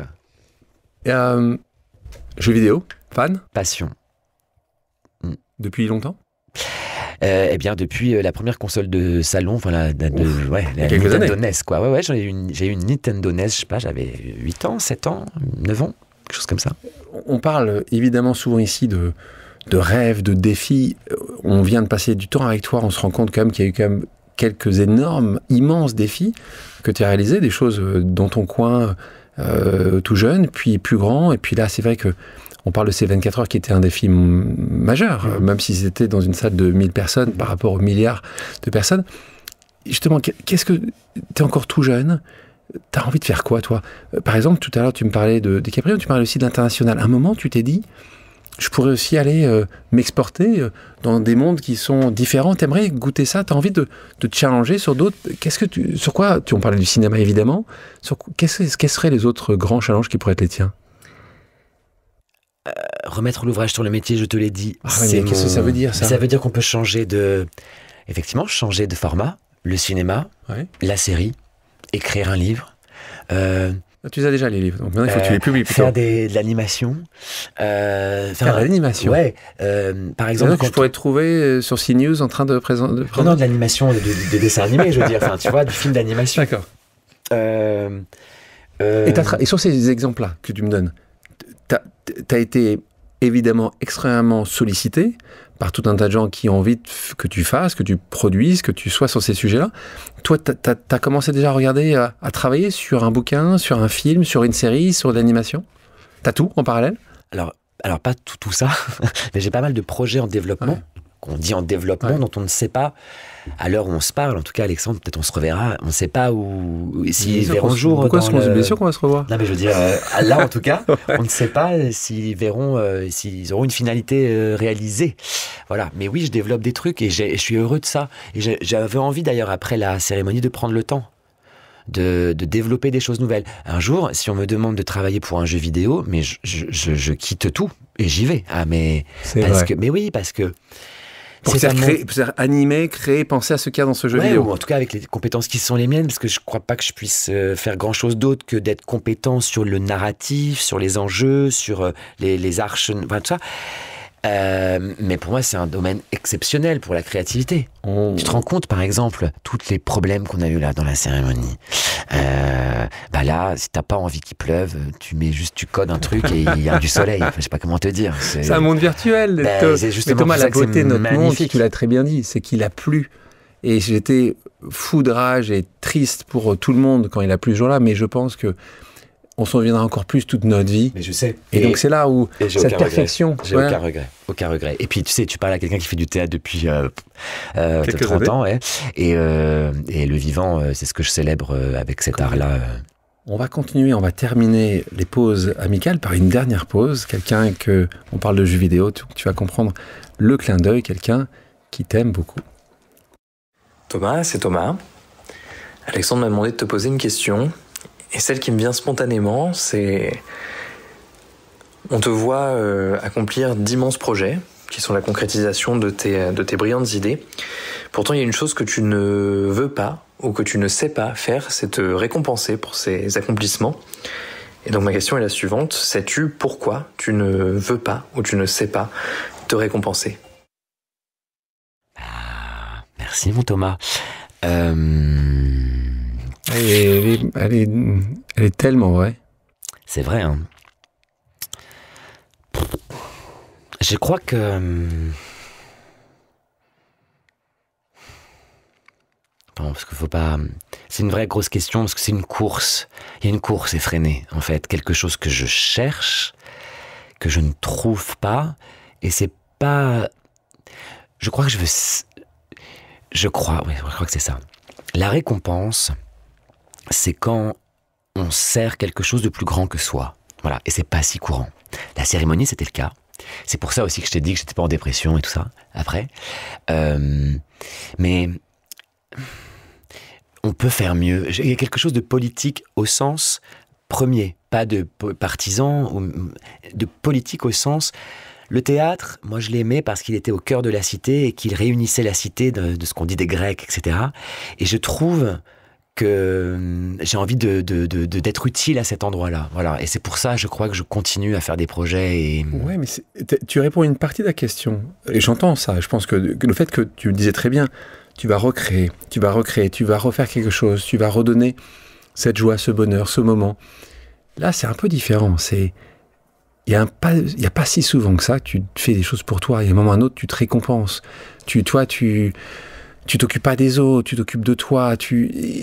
C'est ça la question aussi là. C'est à un moment ou à un autre, il faut, quand je parle sur pause, il faut arriver à mettre sur pause et dire, tu sais quoi, je l'ai peut-être mérité. Tu l'as fait 2 mois l'année dernière quand t'es parti après les Jeux. C'est une récompense. Mais tu vois, continuellement à faire d'une certaine manière pour les autres. Ouais. Enfin, moi, j'ai pas l'impression La récompense, honnêtement, c'est que moi, je traverse quand même des mondes absolument fabuleux. Mais il a raison quand il me pose la question. En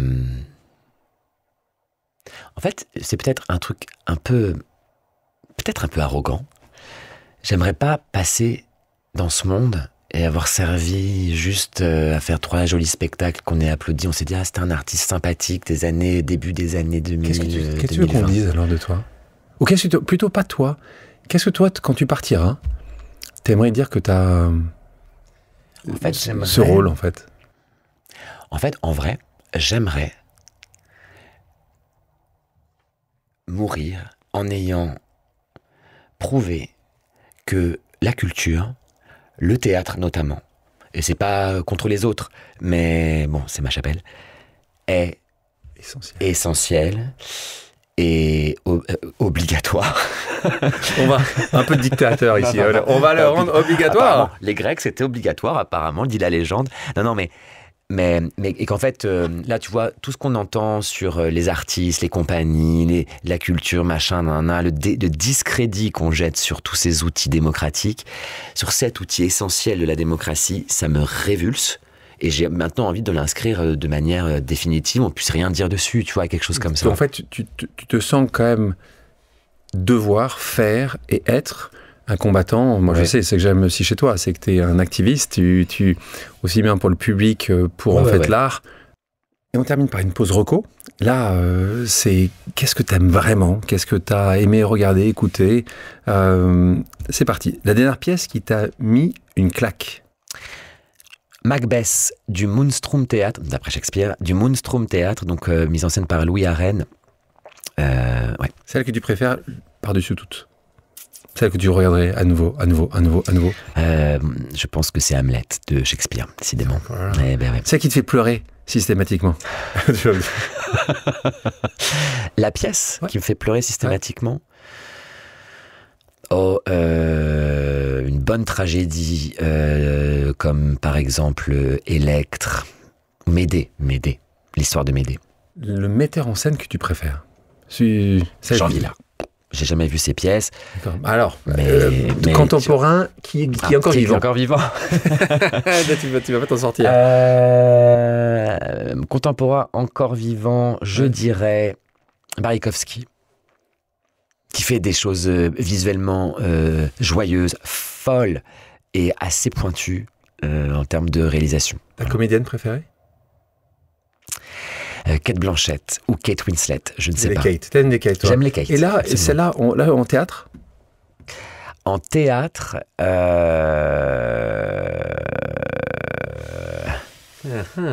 en théâtre, attends, va bien choisir. J'aime beaucoup Cécile Garcia-Fogel, beaucoup. J'aime... Ton comédien? Mon comédien de théâtre. Ah, pardon, en comédienne, il y a aussi Audrey Bonnet. Je suis obligé de la citer parce que je l'aime beaucoup.